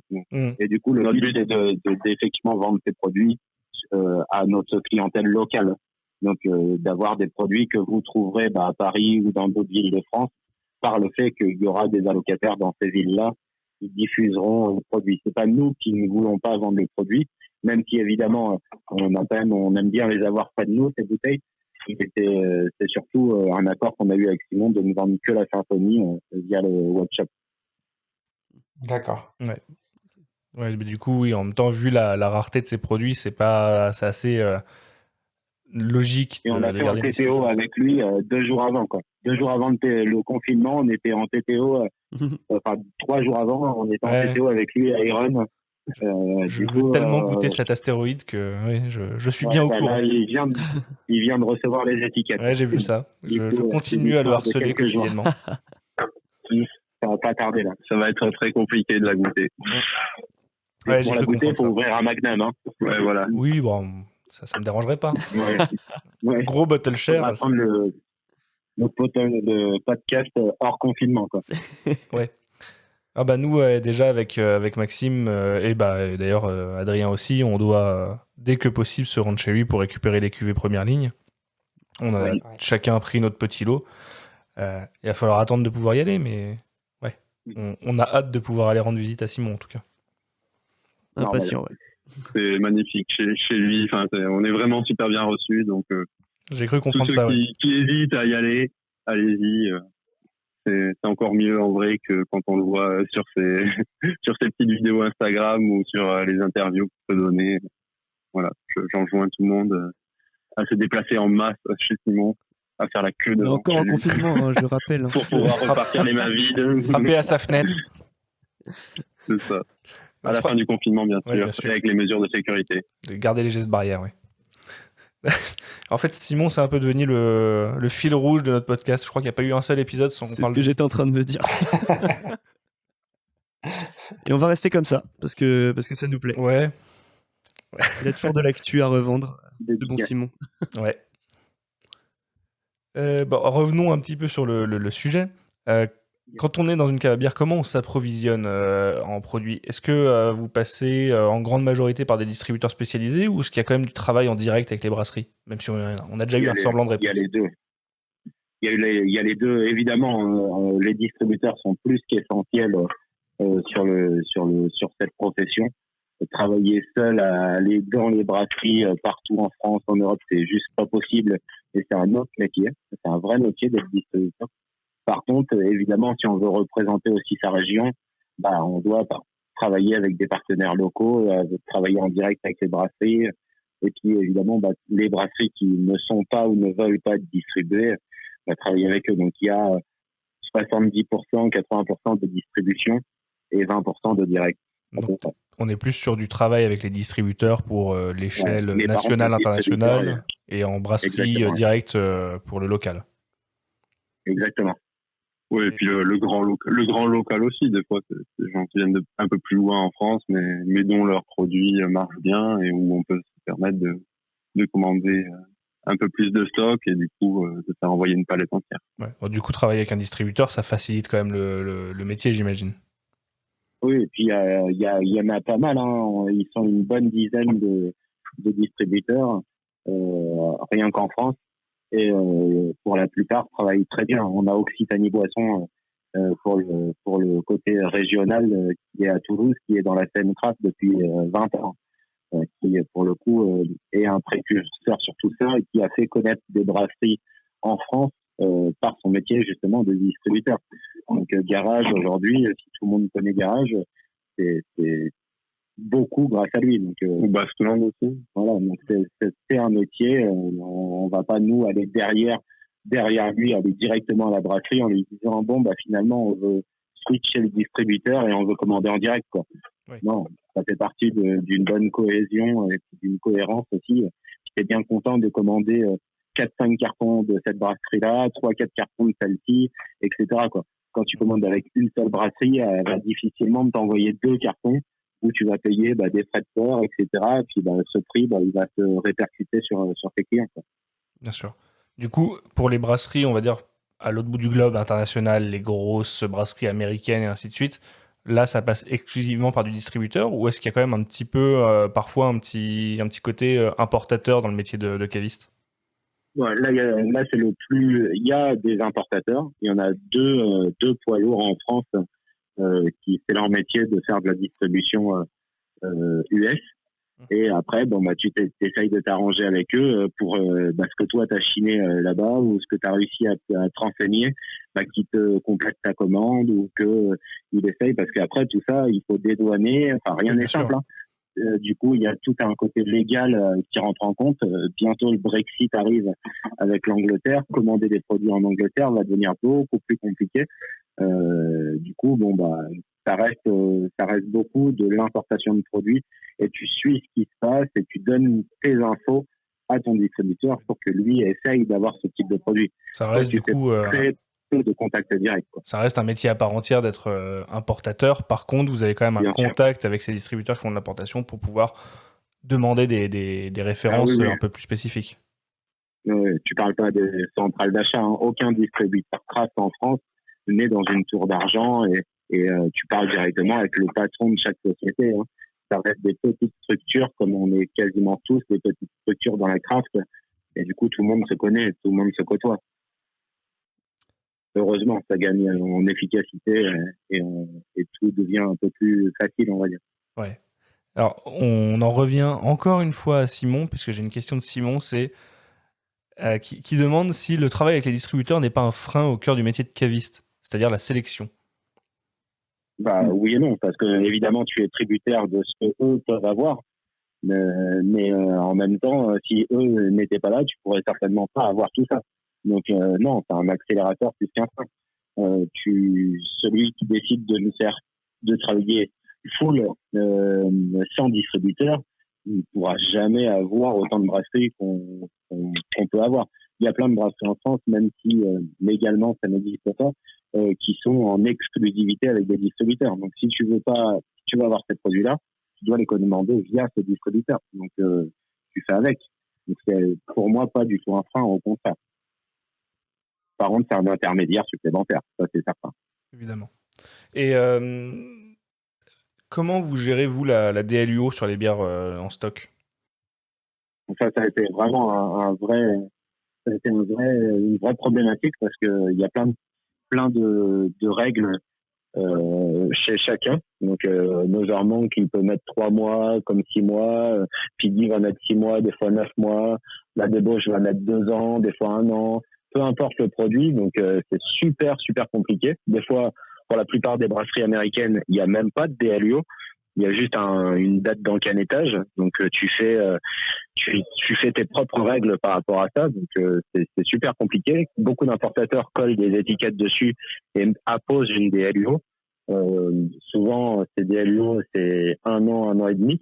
Mais c'est super compliqué. Du coup, là, depuis 2 semaines, on a fait le choix de marquer tout sur notre site internet. En tout cas, 90%, parce que il va bien avoir 10% qu'on a zappé. Mais en tout cas, tous nos DLUO sont assumés. D'accord. Et du coup, au niveau de la gestion du stock et des DLUO, vous avez du coup, un suivi? Tous nos produits, soit en produits soit à date courte, sont dans une catégorie promotion et on les a mis soit à la valeur d'achat, soit en dessous de la valeur d'achat. Du coup, tous nos produits sensibles sont dans une catégorie spéciale. Et ça va être un beau casse-tête du coup à gérer ça, de suivre la DLUO de chaque référence. Est-ce que vous pouvez avoir par exemple sur une même référence deux badges différents avec des DLUO qui varient? Pour l'instant, c'est jamais arrivé. On en parlait tout à l'heure. C'est que quasiment personne maintenant ne décide de faire 2 batchs. Du coup, ils font un batch et après ils en font un nouveau. Mais ça peut arriver surtout sur des références plus, on va dire, commerciales, des références connues, bière allemande ou autres, qui vont avoir des références intemporel, mais il faut rester vigilant en permanence sur ça. C'est un vrai problème et surtout, il n'y a pas de règle. Un produit en DLUO est vendable. Il n'y a pas de loi qui t'interdit de le vendre. En même temps, nous-mêmes, on évidemment préfère tous boire des IPA d'un mois, de 2 mois, de 3 mois. Mais qu'est-ce qu'on fait d'une IPA qui en a 4 ? Qu'est-ce qu'on fait tout est compliqué. Je pense que ça, il y aura un moment quelque chose qui sera fait. En attendant, pendant que rien n'est fait, on a fait le choix pour l'instant, en tout cas, de nous marquer du coup la DDM. Et du coup, sur la fiche article, il y a la DDM de la majorité de nos produits. Ouais, surtout les plus sensibles pour le moment. Et puis toutes nos nouvelles réceptions aussi, maintenant, on fait le choix de rentrer les produits avec la DDM. Et il faudra pouvoir que le logiciel du site Internet nous alerte automatiquement, par exemple, pour les produits sensibles. Qu'en est-il du stockage des bières fragiles ? Est-ce que vous arrivez à faire tourner votre stock assez rapidement ou est-ce que vous devez stocker en frigo ou autre solution, je ne sais pas. Du coup, on a un frigo sur place pour tout ce qui est grosse IPA très cher, on va dire ça comme ça. Et tout est stocké sur place. Et depuis le site marchand, on a la chance d'avoir une grosse rotation de stock, mais c'est un vrai problème. On fait un investissement qu'on est en train de faire pour passer toutes nos IPA, toutes nos bières fragiles entièrement au froid. C'est quelque chose qui est en train de se faire. Aujourd'hui, c'est vraiment la rotation qui est importante pour pouvoir avoir effectivement un produit en permanence de qualité. Tout est climatisé, donc tout est entre 16 et 18 degrés, mais on n'est pas en froid à 3 degrés. Ouais. En fait, nous, dans le 3e épisode du podcast, donc le premier après confinement, on avait invité des brasseurs et cavistes. Et en caviste, on avait le gérant de la cave lyonnaise 20 000 lieues sous les bières qui nous expliquait que lui, il était intégralement au frigo dans sa cave. Après, il est sur un petit espace, mais j'imagine que c'est quand même un investissement qui est intéressant pour ce genre de bière fragile. Ouais, c'est certain. Ouais. C'est pour ça qu'avant la fin de l'année, cet été, on sera en full froid pour pouvoir effectivement avoir un produit qui ne bouge pas, quoi. Oui. Surtout que ce genre de bière s'adresse à un public quand même assez averti, bière geek, qui est quand même assez à cheval sur ce genre de données, la conservation, la DLUO. Oui, bien sûr. Le seul truc où on ne pourra jamais être tributaire, c'est le transport, quoi. Bien sûr. Ouais. D'ailleurs, ça fait un peu écho à ce qu'on disait tout à l'heure avec les distributeurs. Il me semble que quand même une grande partie des distributeurs qui font de l'importation depuis les US font attention à bien faire de l'importation en transport frigorifique. Ça a été un débat il y a peu de temps parce que les deux, justement, distributeurs sont différents. Et un fait en avion, un fait en bateau. Et du coup, si en avion, même si l'avion est froid, combien de temps ça va rester sur le tarmac ? Combien de temps ça va rester ? Plus il y a d'interlocuteurs, plus il y a de personnes qui manipulent le produit. Si le produit a été transporté au froid, très bien. Mais si pendant 3 jours, il est stocké dans un hangar à 35 degrés, franchement, les 4 degrés qu'il a eu pendant 6 heures de vol, ils ne servent pas à grand-chose, quoi. Ouais, bien sûr. Je pense plutôt qu'il faut avoir une température constante plus que des variations de température très marquées, quoi. Ouais. Du coup, il vaut mieux rester, par exemple, à 20 degrés constamment plutôt que d'avoir une partie du trajet à 4 degrés, comme tu disais, et pour au final se retrouver à 30 degrés dans un entrepôt en stockage pendant le dédouanement. Oui, bien sûr. C'est ça. Okay. Et alors, une petite dernière question sur ce sujet de l'approvisionnement et surtout des stocks, des références que vous avez. Est-ce que pour vous, vous pensez qu'il y a encore une place dans les caves spécialisées comme la vôtre pour les bières dites traditionnelles ? Oui, c'est indispensable même. Bah, bien sûr, il y a toujours des gens qui sont à la recherche de ce genre de produits. Donc, et donc il faut pouvoir répondre à cette demande-là. Et puis, ça peut... Enfin, moi, par exemple, l'Orval, c'est un de mes produits... je prendrais toujours du plaisir à boire un Orval. Et voilà. Et donc, amener les gens qui veulent une bière belge traditionnelle ou qui arrivent avec des mots comme Trappiste et tout ça, les amener vers ça, c'est les amener vers un peu de funk, un peu de brett, un produit qui est assez intéressant, en fait, en termes de dégustation, en termes de la goûter à 3 mois, 6 mois, à 1 an, 2 ans. C'est des choses qui sont super intéressantes. Au final, ça devient un produit d'appel. Pour la dégustation. Au final, ça devient un produit d'appel. C'est ça, c'est exactement ça. Après, pas forcément d'appel par le prix, hein, Non, mais parce d'appel qu'il y a plein de de nouvelle petits. clientèle. Ouais, bien sûr, c'est un premier pas. Après, il y a des bières belges qu'on connaît tous, qu'on a plaisir à boire à table, euh, qui sont des bières de table plutôt sympas et qui resteront, comme Mathurin le disait, avec le Orval par exemple, ou la Panne Pot, ou plein de produits comme ça, qui restent des produits qui auront, je pense, rarement de la concurrence, quoi. Et comment ça se passe? Vous donnez des quotas? Vous dites, tiens, je veux tant d'IPA, je veux tant de bières locales, je veux tant de bières internationales, je veux tant de bières traditionnelles. On réagit par rapport surtout à l'évolution des ventes. Évidemment, on va limiter les IPA pour qu'il y ait une rotation cohérente, avoir des brasseries. On sait que ça plaît parce que ça nous plaît et que les ventes se font sur Popin, Piggy, La Débauche, etc. Sur celle-ci, évidemment, ça va être beaucoup plus facile. Et puis, de temps en temps, on va les chiner des brasseries US, anglaises ou quoi, mais c'est là où on va prendre, on va dire, le moins de risques. Ça va être sur ce type de produit. Après, sur le reste, D'accord. sur les Imperial Stout, sur les lambics, tout ça, là, on va se bloquer parce que déjà, nous, on adore ça et que il n'y a pas de côté fragile. Un lambic, quand tu retrouves un lambic de 2012, tu dis, oula, finalement, c'était plutôt cool de l'avoir perdu, celui-là. Ouais, c'est clair. T'as pas envie de faire la même chose avec une IPA, quoi. Les bières un peu sauvages ou enfin tout ce qui est avec des fermentations mixtes ou acides, c'est génial, quoi, parce que ça permet d'avoir aujourd'hui on rentre pas mal de choses comme ça parce que ça permet d'avoir vraiment une sélection, un choix plus large, sachant que c'est des bouteilles qui ont de belles années devant elles. Donc à ce moment-là, nous on prend peu de risques avec ça. D'accord. Et c'est assez agréable d'avoir le choix sur ce genre de produit. Clairement, ouais. Mais du coup, ouais, vas-y. Non, Non, mais moi j'allais faire une transition, donc si t'as quelque chose à rajouter. Non, parfait. Et bah, du C'est coup, bon. je voulais maintenant aller sur le thème plutôt de la relation client.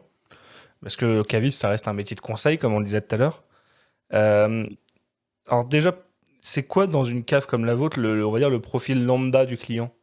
Est-ce que vous avez Je quand même... pense que déjà, Ouais, ouais, déjà il n'y a pas de client lambda. Il y a plein de profils particuliers, quoi. Il y a celui qui vient après le travail et qui veut quelques bières à emporter, à ramener à la maison. Il y a celui qui vient boire un coup et qui au final veut des bières après. Il y a les beer geeks, il y a les amateurs d'acide, les amateurs d'Imperial Stout, les gens qui veulent les dernières IPA pour boire avec les copains le week-end. Enfin, il y a vraiment... Et c'est vraiment de 18 à 60 ans, hein. Il n'y a pas non plus de tranche d'âge. Évidemment, on peut faire des moyennes et se dire, il y a une majorité de gens de 30 ans qui ont des barbes Oui, bien et sûr. qui, mais bon, ça reste, C'est après, moi, ça. effectivement, il n'y a pas un client lambda, quoi.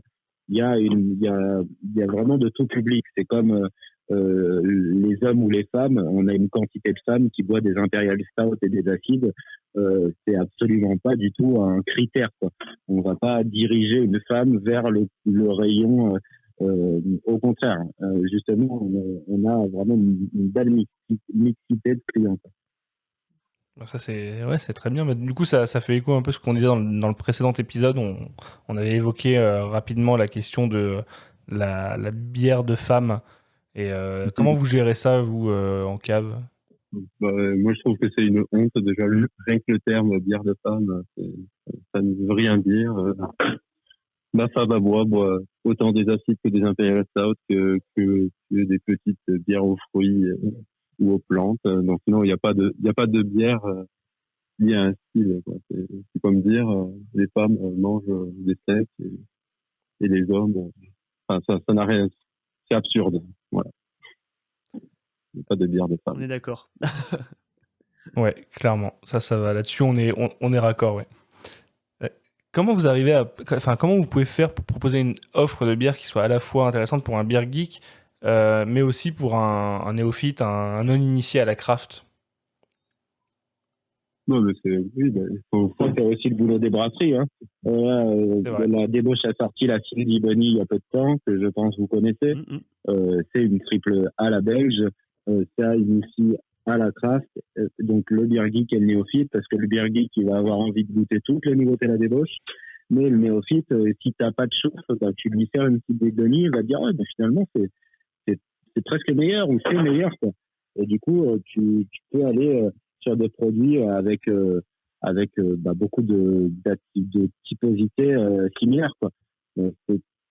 C'est vraiment dans le conseil, en écoutant les gens et en leur demandant ce qu'ils aiment boire d'habitude, ce qu'ils ont envie de boire, quel instant de consommation, c'est vraiment important, quoi. C'est ça. Si c'est en début de repas, en fin de repas, etc., quoi. Oui, ou s'ils sont à la recherche de quelque chose qui va les surprendre ou pas, s'ils veulent de la découverte, ou rester dans ce qu'ils ont l'habitude de boire. Et même dans ce qu'ils ont l'habitude de boire, on peut toujours les amener sur une petite brasserie artisanale française qui propose ce genre de produit, mais bien fait. Et c'est aussi ça qui fait le pas vers quelque chose de plus qualitatif, on va dire. Est-ce qu'il y a une différence d'approche dans le conseil auprès d'un beer geek et d'une personne qui n'est pas initiée à ce genre de bière? Bien sûr, déjà le beer geek, il va déjà savoir à peu près ce qu'il veut. Donc, ça va être plutôt du conseil de est-ce que tu l'as goûté celle-ci, qu'est-ce que vous avez. Il y a toujours aussi qu'est-ce que vous venez de rentrer. La question c'est qu'est-ce que vous venez de rentrer, qu'est-ce qu'il y a de nouveau, la nouveauté. Bon, c'est un peu dommage parce que des fois s'ils ont loupé, ils n'ont pas vu passer une référence qui est superbe, ils veulent de la nouveauté. Donc. Du coup, c'est peut-être Voilà, plus compliqué de conseiller un beer geek que de conseiller un client qui vient se renseigner et découvrir les produits. C'est différent. Ouais, c'est différent. Je dirais pas que c'est plus compliqué parce que un beer geek, souvent on le connaît, quoi. Le beer geek, il vient 2-3 fois par semaine ou 2-3 fois par mois au moins. Donc à la fin, tu connais ses goûts, tu sais ce qu'il aime, tu sais ce qu'il aime pas.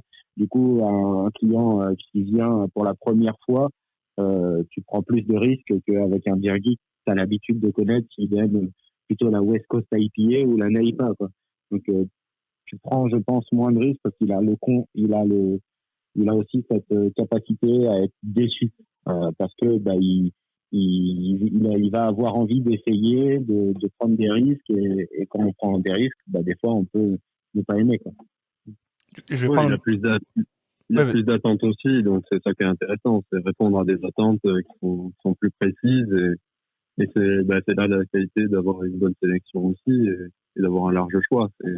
Il reviendra sûrement pas sur une bière qu'il a déjà vue, à moins du gros coup de cœur. Et c'est ça qui est intéressant, c'est d'essayer de trouver ce coup de cœur-là pour que, voilà, quand je vois un beer geek qui d'habitude tout le temps la nouveauté et qui revient et qui prend la bière qu'il avait pris la semaine d'avant, ça fait plaisir aussi, quoi. Ça veut dire que la proposition qui est faite lui a plu et qui s'en est pas lassé. Enfin, même si est-ce que c'est une question. Bon, vous les en avez assez parlé dans les derniers podcasts des beer geeks. C'est vrai. La définition reste complexe. Sur ce sujet, mais voilà.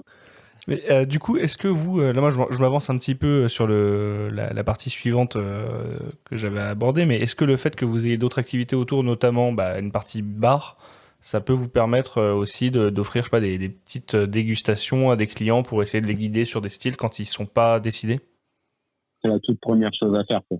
C'est vraiment la toute première chose qu'on fait pour le testeur avec une stout, une sour et une IPA. C'est la toute première chose que tu fais sur quelqu'un qui ne connaît pas ou qui découvre la bière, quoi. Bon, tu vois, ça c'est de l'amertume, ça c'est de l'acidité, ça c'est torréfié. Ah putain, c'est super bon. Ça me fait penser à de la Guinness. Tu vois, ça vient de tel pays. Tu rebondis, mais c'est facile parce que effectivement, tu peux faire goûter 1 ou 2 centilitres. T'es pas obligé d'ouvrir une bière de 33 ou 44 pour goûter ton produit, quoi, ou goûter un style. Donc ça, évidemment, ça nous facilite vachement la tâche, quoi. Ouais. Et du coup, comment vous allez réagir et conseiller une personne qui vient, qui est pas du tout initiée au milieu de la craft et qui va vous dire, moi, ce que j'aime bien, c'est la lef.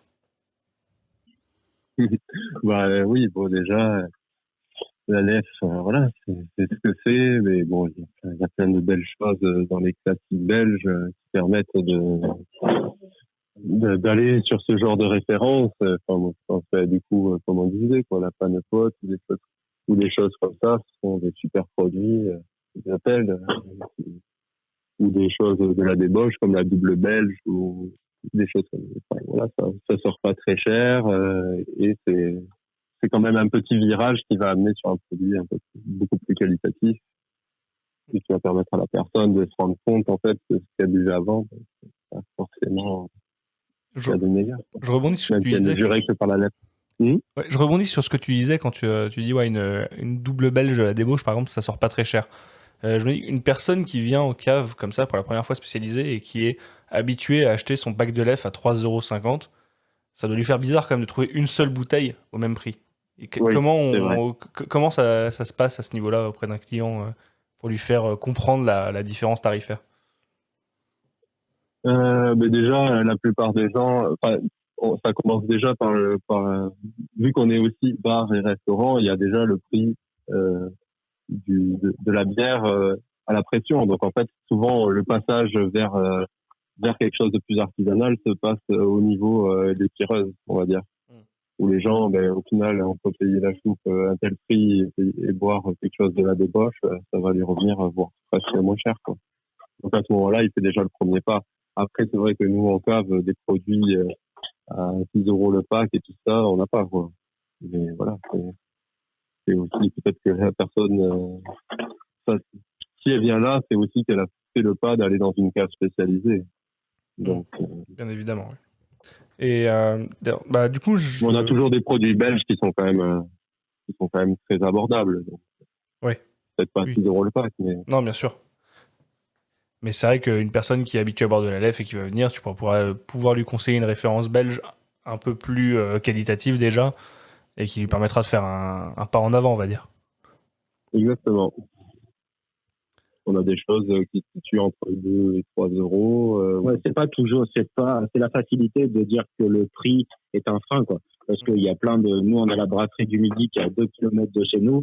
Toutes ces bières sont bien meilleures et sont bien moins chères aussi qu'une messe, quoi. Donc, il y a plein de produits qui sont des bières, on va dire, des classiques, hein, qui sont des classiques, mais artisanales et qui ont du goût, qui ont toutes les qualités pour pouvoir concurrencer ce type de grosse brasserie, quoi. Vous tournez à peu près à combien de références différentes en stock sur la partie cave? 1300, quelque chose comme ça. Attends, j'ai En mal fait, entendu ou j'ai entendu 1300? 1300, ouais. Ah, c'est Après, énorme. dans les 1300, il doit y avoir 400 lambics, enfin 400 acides et peut-être 300 Imperial Stout, plus de 3, bon, 400. Bon, il y a une grosse moitié de ces. Voilà, de ces deux catégories. Tout à l'heure, on faisait un inventaire des 3 fontaines. Ça fait toujours plaisir de faire un inventaire de 3 fontaines, quoi. De très Ouais, tu fontaines. m'étonnes. Voilà. De ranger ça par numéro d'assemblage et tout ça, bon, c'est Alors- laborieux, mais. Mais ouais, il y a plus de 1300 références aujourd'hui. Voilà. Et quand tu as autant de références dans ton catalogue, comment c'est possible de conseiller objectivement un client? Il faut quand même avoir un minimum de connaissances dans toutes les bières que tu as. J'imagine que tu n'as pas tout goûté. Moi, personnellement, j'ai pas tout goûté, On a mais déjà goûté toutes les brasseries. Il n'y a Voilà. pas une brasserie qu'on n'a pas goûté. Il y a pas. Du coup, il y a toujours un style qui ressort de chaque brasserie et qui permet déjà par la situation géographique, déjà tu permets de te diriger et tu diriges ton client avec peu de questions, hein, finalement. Donc ça élimine beaucoup de choses pour arriver à la fin à tourner sur 5 ou 6 produits, quoi. Donc c'est pas forcément un blocage d'avoir autant. ouais, je pense que même c'est une force, ouais, parce qu'une personne qui a goûté quelque chose, tu peux lui proposer un truc. Déjà, rien qu'en analysant bien une étiquette, tu as beaucoup, et en connaissant la brasserie, tu as beaucoup d'informations au final. Tu connais la brasserie ou même le brasseur et le style de bière. En regardant un peu les ingrédients, tu vas pouvoir te donner une idée aussi de comment ça ressort et tout ça. Donc, rien qu'on n'a pas tout goûté, mais bon, c'est pas une bonne partie quand même. Si un client Ça fait 12 ans que je bois de la craft, là, dans ce qui. Ouais, il y a les bons 2 tiers, 3 quarts que j'ai goûté, quoi. Et ce que j'ai pas goûté, c'est plutôt les produits les plus. Non, les plus communs, j'ai dégoûté, c'est plutôt les grosses bouteilles acides, ça, je sais qu'on les goûtera un jour. Donc, parce qu'à chaque fois qu'un beer geek boit une bonne bouteille sur place, il me fait goûter quand même, quoi. Donc, c'est le petit plaisir du caviste sur ce genre d'établissement où il n'y a pas que à emporter. Mais du coup, si un client pas forcément initié, mais vient avec une envie d'IPA, tu as déjà des références sur lesquelles tu sais que tu vas l'envoyer pour s'initier Bah, à après, l'IPA, ou est-ce que c'est genre tu marches plus en disant si je veux lui recommander une IPA, je vais peut-être plus aller vers cette brasserie-là. Ça marche à la pas brasserie, forcément. à Déjà, l'IPA. qu'est-ce qu'il veut comme un IPA, quoi. Quel niveau d'amertume il veut aussi, quel niveau de fruits.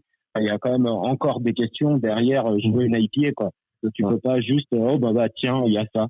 Voilà, Il y a quand même. Il y a le prix, il y a... Le prix est évidemment dans une des questions immédiates à poser, parce que tu peux avoir des IPA de 2 à 15 euros. Du coup, forcément, si tu proposes un truc à 13 et qu'il voulait un truc à 2, bon, bah, t'as perdu ton temps, quoi. Mais par contre, le taux d'amertume, le format, le pays, font que tu élimines quand même pas mal de critères. Mais tu n'as pas un enthousiasme à finir ton stock, quoi. Si tu as au contraire envie de faire tourner tes références et du coup d'aller faire découvrir des brasseries peu populaires ou au contraire faciles pour quelqu'un qui doit être initié, quoi. Oui, et puis il y a aussi des bières, des IPA par exemple, très classiques, tu mets avec un petit twist, des produits phares et faciles et qui sortent, qui sont des produits d'appel pour moi. Je pense à la Zinebir de la brasserie de la Seine, qui pour moi est excellente, avec une amertume assez soutenue, mais super équilibrée, avec un petit truc sur la levure. Enfin voilà, ça pour moi c'est un produit super d'appel parce qu'il y a plein de choses dedans à découvrir. Donc je vais avoir tendance à la conseiller. Parfait. Mais aussi, il faut varier. Oui, bien sûr. Donc oui, il y a quand même tout un travail d'adaptation à la demande précise du client, mais tu as quand même déjà on va dire des références que tu connais et qui iraient pour Des chaque demande. incontournables. Ouais, les incontournables, exactement. Tout à l'heure, on évoquait les différentes activités que vous aviez en dehors de la partie cave. Donc forcément, vous avez la partie bar et vous faites aussi de la restauration, c'est ça? C'est ça. Du coup, on est cave, restaurant et bar. D'accord. C'est vraiment une activité restaurant ou c'est de la petite restauration type Non, planche? c'est un vrai restaurant à part entière, tous les jours, un menu du jour différent, une vraie carte de restauration midi et soir. Et le soir, on est très orienté tapas, mais tout est fait maison, où le but, c'est de cuisiner. On a essayé de faire une carte thématique où tout est soit en accord avec la bière ou cuisiné à la bière. Mais on a une cinquantaine de plats différents proposés, quoi. Que ce soit des salades, des burgers, des hot dogs, des plats cuisinés traditionnels comme le Welsh ou autres. Il y a un vrai choix Et varié. vous proposez quelques pairings entre notre désaccord mets et bière dans le menu? Ouais, on en a. Bah après, c'est plus des accords. On a des accords mets et bières sur certains classiques, mais vu que beaucoup sont des bières éphémères, c'est plus des accords mets et style. Pour simplifier. Mais en tout cas, sur tous nos plats, il y a un accord mets. Ok. Ah bah c'est cool. La totalité. Ouais, donc ça, c'est quand même quelque chose qui n'est pas forcément très courant on va dire, dans le schéma habituel des caves-bars qu'on connaît. Vous avez une partie vraie restauration. À Paris, on peut retrouver ça, par exemple, à la Fine Mousse, mais c'est pas forcément le schéma le plus présent dans Moi les j'y dans pensais les aussi, caves. et je pense que c'est le seul sur Paris. Ouais, je pense que la superficie joue beaucoup, quoi. Oui. Et du coup, j'imagine qu'au niveau de la gestion d'une enseigne comme la Biérothèque, qui est clairement plus complexe qu'une cave classique et une cave donc standard, il y a quand même une différence. Oui, c'est différent. C'est juste on a plein de métiers représentés. On a le métier de cuisinier, de plongeur, de barman, de caviste. On fait de l'animation beaucoup. On fait des karaokés, des quiz, des concerts, etc., etc. Donc vraiment, on ne fait pas simplifier la tâche, quoi. Au contraire, du coup, il faut être un peu couteau suisse et savoir s'adapter un petit peu au jour qu'on est, à la clientèle qu'il est, à l'heure qu'il est. Le midi, on a un restaurant très ouvrier, par le fait que c'est beaucoup de gens qui travaillent et du coup qui viennent se restaurer le midi par la proximité et par le goût évidemment, mais par la proximité avant tout. Et le soir, c'est l'after work, puis ça dérape vers de la soirée, mais on s'adapte au milieu aux instants de la journée, quoi, et de la zone de chalandise. Et toute la partie du coup restauration le midi, c'est du coup adapté justement à cette clientèle ou c'est pour vous aussi une porte d'entrée dans le milieu de la craft? Ça a été le plus gros boulot parce que du coup, avant d'être la bibliothèque, c'était un restaurant. Donc forcément, la clientèle était déjà présente puisqu'elle venait dans ce restaurant et qu'on a fait sans transition. Il y avait, quand on a repris deux becs, c'était Grimm et 1664 et on est passé avec des bières, bon, beaucoup plus de choix par contre, mais bon, pas de ce type de bière. Donc cette clientèle, il a fallu la former, l'accompagner. Et là, on parle d'une clientèle de 40-50 ans qui vient se restaurer le midi pour sa pause déjeuner, mais qui du coup, pour maintenant 30-40% de cette clientèle, découvrent de nouvelles bières, qui testent des nouveautés, alors qu'ils n'étaient pas du tout venus à l'origine pour ça, quoi. Ah, c'est un Ils pari étaient plutôt venus là à réussi, du coup. l'origine. Ouais, c'était vraiment cool, quoi. Et pour beaucoup qui connaissaient vraiment rien à la bière artisanale, maintenant ils ont plaisir à faire découvrir à leur famille, à leurs amis. Du coup, c'est pour ça que je parlais tout au début que l'avenir de la craft, je pense, a de belles années devant elle, parce que justement les gens sont friands de ces nouveautés, de faire découvrir, du commerce de proximité, etc. Enfin, tout ça fait que ça peut que s'améliorer. Ouais, du coup, oui, tu penses que là, actuellement, le milieu de la craft, s'il n'a pas encore décollé, c'est plus par une question de méconnaissance plutôt que de manque de public. C'est ça, c'est le fait de ne pas être assez représenté. C'est bizarre enfin, moi, j'ai toujours du mal à me dire Paris est saturé de bars craft quand quelqu'un qui ne connaît pas Paris ne sait pas où aller pour aller boire de la bière artisanale, quoi. Si tu vas dans 99% des bars, tu vas retrouver des bières que tout le monde connaît, qui sont industrielles et tout. Ça reste très atypique le côté d'avoir des bières artisanales à la pression dans des établissements, souvent à cause de contrats brasseurs ou par des facilités de mettre des produits que tout le monde connaît pour faire du volume, quoi. Donc je pense vraiment qu'il y a de la méconnaissance par le fait qu'il n'y a pas assez on n'est pas assez représenté dans le milieu artisanal en France. Bah, du coup, ouais, moi, je voulais juste finir sur la partie activité en dehors du métier de caviste. Dans votre cas particulier, il y a aussi eu, comme on l'évoquait plus tôt, des événements type TTO, soirée de lancement et ainsi de suite. Et même les collabs aussi. Euh, comment on en vient à faire ce genre d'événement et qu'est-ce que ça apporte à une cave comme la vôtre? Bah, déjà, le marketing est hyper important, ça c'est certain. Du coup, si c'est communiqué pour ne rien proposer, il n'y a pas beaucoup d'intérêt. Dès la première, on a ouvert le 8 janvier, le 12 ou 13 janvier, on faisait un TTO avec O'Clock. Donc 4 ou 5 jours après, quoi. Donc on n'avait ni aucune notoriété, aucune vision, rien du tout. Mais on s'est dit, si on veut faire de la bière artisanale, dans la bière artisanale, il y a des TTO, il y a des collaborations, il y a des soirées. Et du coup, on a tout essayé de faire, en tout cas à fond, quoi. Du coup, on a fait un anniversaire avec un mini festival avec une dizaine de brasseries alcooliers qui étaient présents. On a fait des battles de TTO avec des brasseries qui s'affrontaient avec les brasseurs présents, avec un système de points. On a reproduit ce qui fonctionne très bien aux États-Unis, quoi. C'est vraiment de l'événementiel artisanal, quoi. Au-delà de dire t'as un nouveau produit, t'as une expérience produit qui est quand même hyper sexy, quoi. Juste par curiosité, comment on en vient à choisir O'Clock pour son premier TTO? C'est un concours de circonstances. C'est souvent, nous on est loin, hein, à Toulouse, malheureusement il y a peu de brasseries déjà à Toulouse, il y en a pas. Du coup il y en a peu. Du coup il faut aller chiner un petit peu, qui va solliciter. Au début, eux ça leur fait de la visibilité, hein, donc ça arrive rarement qu'ils refusent. Après, ça leur permet déjà de vendre leurs produits, d'expliquer eux-mêmes leurs produits à la clientèle.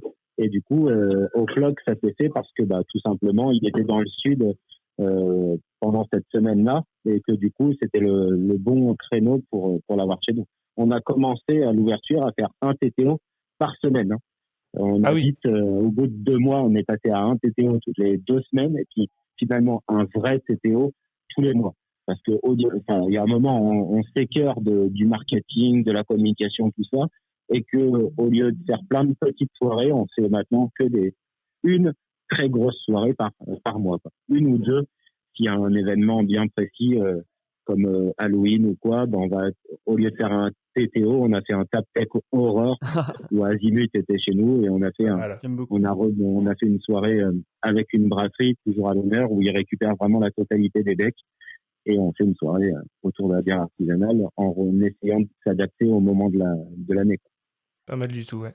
Du coup, je posais la question pour O'Clock parce que c'est une brasserie que je connais, que j'apprécie particulièrement. Ils sont à 15 minutes de chez moi, donc ça m'a un peu étonné d'entendre leur nom pour le premier TTO que vous avez fait Ouais, c'est sûr. à plusieurs centaines de Après, kilomètres. c'est vraiment top ce qu'ils font. On a eu des brasseries internationales qui sont venues chez nous avec les brasseurs et tout. On devait avoir deux gros TTO pendant cette phase de confinement.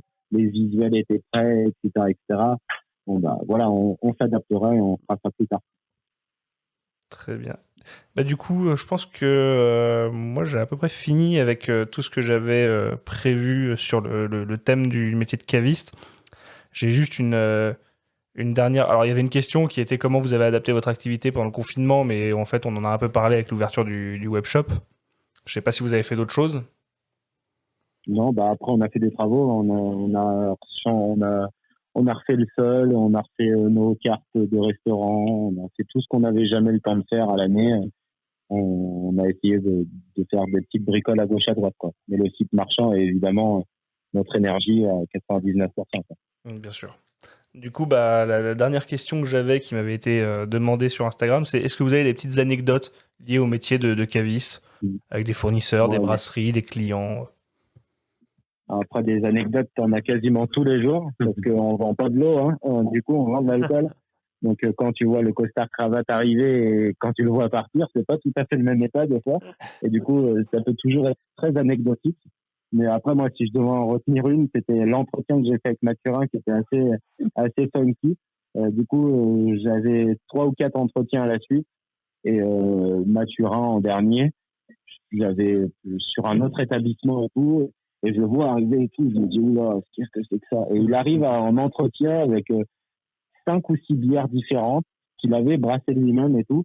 Et en fait, on est resté 2 heures ensemble à boire ces bières et faire un entretien qui ressemblait tout sauf à un entretien. Et finalement, une semaine après, il rejoignait l'aventure et c'était vraiment assez pas atypique comme type d'entretien d'embauche, quoi. Oui, je pense que ouais, le candidat qui vient avec ses propres bières, ça doit pas Soudoyer être le patron, fréquent. c'est toujours une bonne idée, hein. Il est culotté, quoi. Ça se tentait. Mais moi, du coup, petite anecdote, ouais, peut-être celle avant le confinement, où on se retrouve, on apprend que c'est le lendemain du TTO avec Amonis, et on se retrouve avec Simon, on devait passer chez lui, partir en Belgique, et au final, toutes les frontières Belgique bloquées, on part quand même sans Julien chez Simon. On devait faire le brassin en public au Cantillon à l'origine. Voilà. Et du coup, moi, je suis resté sur place, heureusement, et Mathurin est parti Avec une petite surprise dans le coffre, et voilà, on avait pris une petite barrique, et voilà, une petite Pas mal. surprise pour Simon, et voilà, et au final, après, on s'est retrouvé un peu à Lyon, le dimanche, il fallait rentrer sur Toulouse avant que tout se confine, donc c'était assez épique comme petit périple, avec des très bons moments, des moments un peu plus stressants, mais surtout on en retiendra le petit passage chez Simon, très très très fort agréable, C'est super. on va dire ça. Tu m'étonnes. Ici recevoir cet homme-là. On attend de vérifier ça De nous-mêmes. prochainement. Bon, du coup, merci beaucoup en tout cas pour le temps que vous nous avez accordé et toutes ces informations sur le métier de caviste. Je pense qu'on a un épisode qui est quand même assez complet là. Ouais, merci, c'était très Et, enrichissant, avec hein. plaisir. Moi, je retiens une chose, surtout ce que tu as dit, Julien, c'est si vous êtes passionné et que vous voulez faire ce métier, il faut se lancer. Il n'y a pas de débat. En tout cas, on vaut mieux vivre de remords que de regrets. Ouais, C'est et sûr. ça donne envie de venir à la bibliothèque aussi. J'imagine que là, il y a beaucoup de nos auditeurs qui vont qui vont attendre bien le déconfinement pour venir. Ouais, si on a des auditeurs toulousains ou de la proche banlieue, une fois que le déconfinement le permettra, il faut y aller. Hein. Parisiens qui nous ont connus grâce à l'anniversaire, par exemple, où on a eu la surprise d'avoir des merchis si on débarquait, qu'on fait ces bornes pour faire l'anniversaire, c'était assez atypique, quoi. Mais avec plaisir, en tout cas, de recevoir toute la France chez nous. Nickel. Juste une Pas d'un coup, hein. petite question qui n'a pas grand-chose à voir, mais qui gère chez vous les quiz que vous faites sur Instagram? On est plusieurs à gérer ça. Après, on a quelqu'un qui s'occupe du marketing et de la communication chez nous, qui s'en occupe sur Instagram depuis 2 mois. Mais ces quiz-là, on les fait aussi sur place depuis le premier jour où on a ouvert. Ouais, Ça, c'est quelque chose qui vous tient à cœur. Et du coup, on a toujours fait ces quiz une fois par semaine, le jeudi. Et on y tenait de garder ça. C'est pour ça qu'on avait lancé ça dès le premier jeudi, c'est qu'on aurait trouvé ça triste de ne pas le faire, quoi. moi, je prends plaisir à le faire à chaque fois et les questions sont toujours bien choisies et des petits extraits musicaux à la fin aussi. La partie blind test, j'adore à chaque fois. Même nous, on prend tous plaisir à se challenger, quoi. C'est bien sympa, ouais. Du coup, voilà, pour conclure cet épisode, on a la petite partie coup de cœur. Donc, je sais pas si vous avez un coup de cœur à faire passer. Une bière, une brasserie, quoi que ce soit. Moi, ce sera brasserie, quoi. J'ai redécouvert la brasserie des Garrigues sur leurs produits, leur série Barrique. Et je suis en train de regoûter tout ça et c'est vraiment excellent. La Sacrée Grolle 2015, voilà. Vraiment 4 ans, 5 ans dans les pattes. L'effet, c'est encore meilleur que dans mes souvenirs. Donc, je conseille à tout le monde de découvrir cette brasserie très vite. Et moi, du coup, on va rester local parce qu'il faut être solidaire. Et du coup, à 2 km de chez nous, on a la brasserie du Midi. Et il mérite vraiment d'être beaucoup plus connu. Du coup, je vous encourage à goûter ces produits de la brasserie du Midi. Nickel. Du coup, Maxime. Du coup, moi, c'était pour revenir à une brasserie qu'on a évoquée un peu plus tôt. Donc, Iron, la Basil Big D, qui est mon coup de cœur très récent. J'ai bu la semaine dernière. Donc, c'est un Imperial Stout chocolat basilic qui a 11%. Et donc, on est loin de la bière d'été avec les températures actuelles, ça c'est sûr. Mais vraiment, le duo, j'étais vraiment étonné parce que je suis grand fan de basilic et ça se marie extrêmement bien avec le chocolat. Et dans le style, et ça se marie bien avec le style aussi, comme bon gros Imperial Stout. Ouais, non, vraiment, j'ai adoré. Adrien. Ouais, moi j'ai eu un coup de cœur récent aussi, c'était la sour au raisin de la brasserie Montsalève. Et du coup, je trouve qu'on parle pas souvent de cette brasserie, mais elle fait toujours d'excellents produits. Et puis pour en revenir à la brasserie des Garrigues, ça me fait plaisir ce qu'a dit Mathurin parce que j'ai une grosse sélection qui arrive là de la biérothèque Webshop normalement.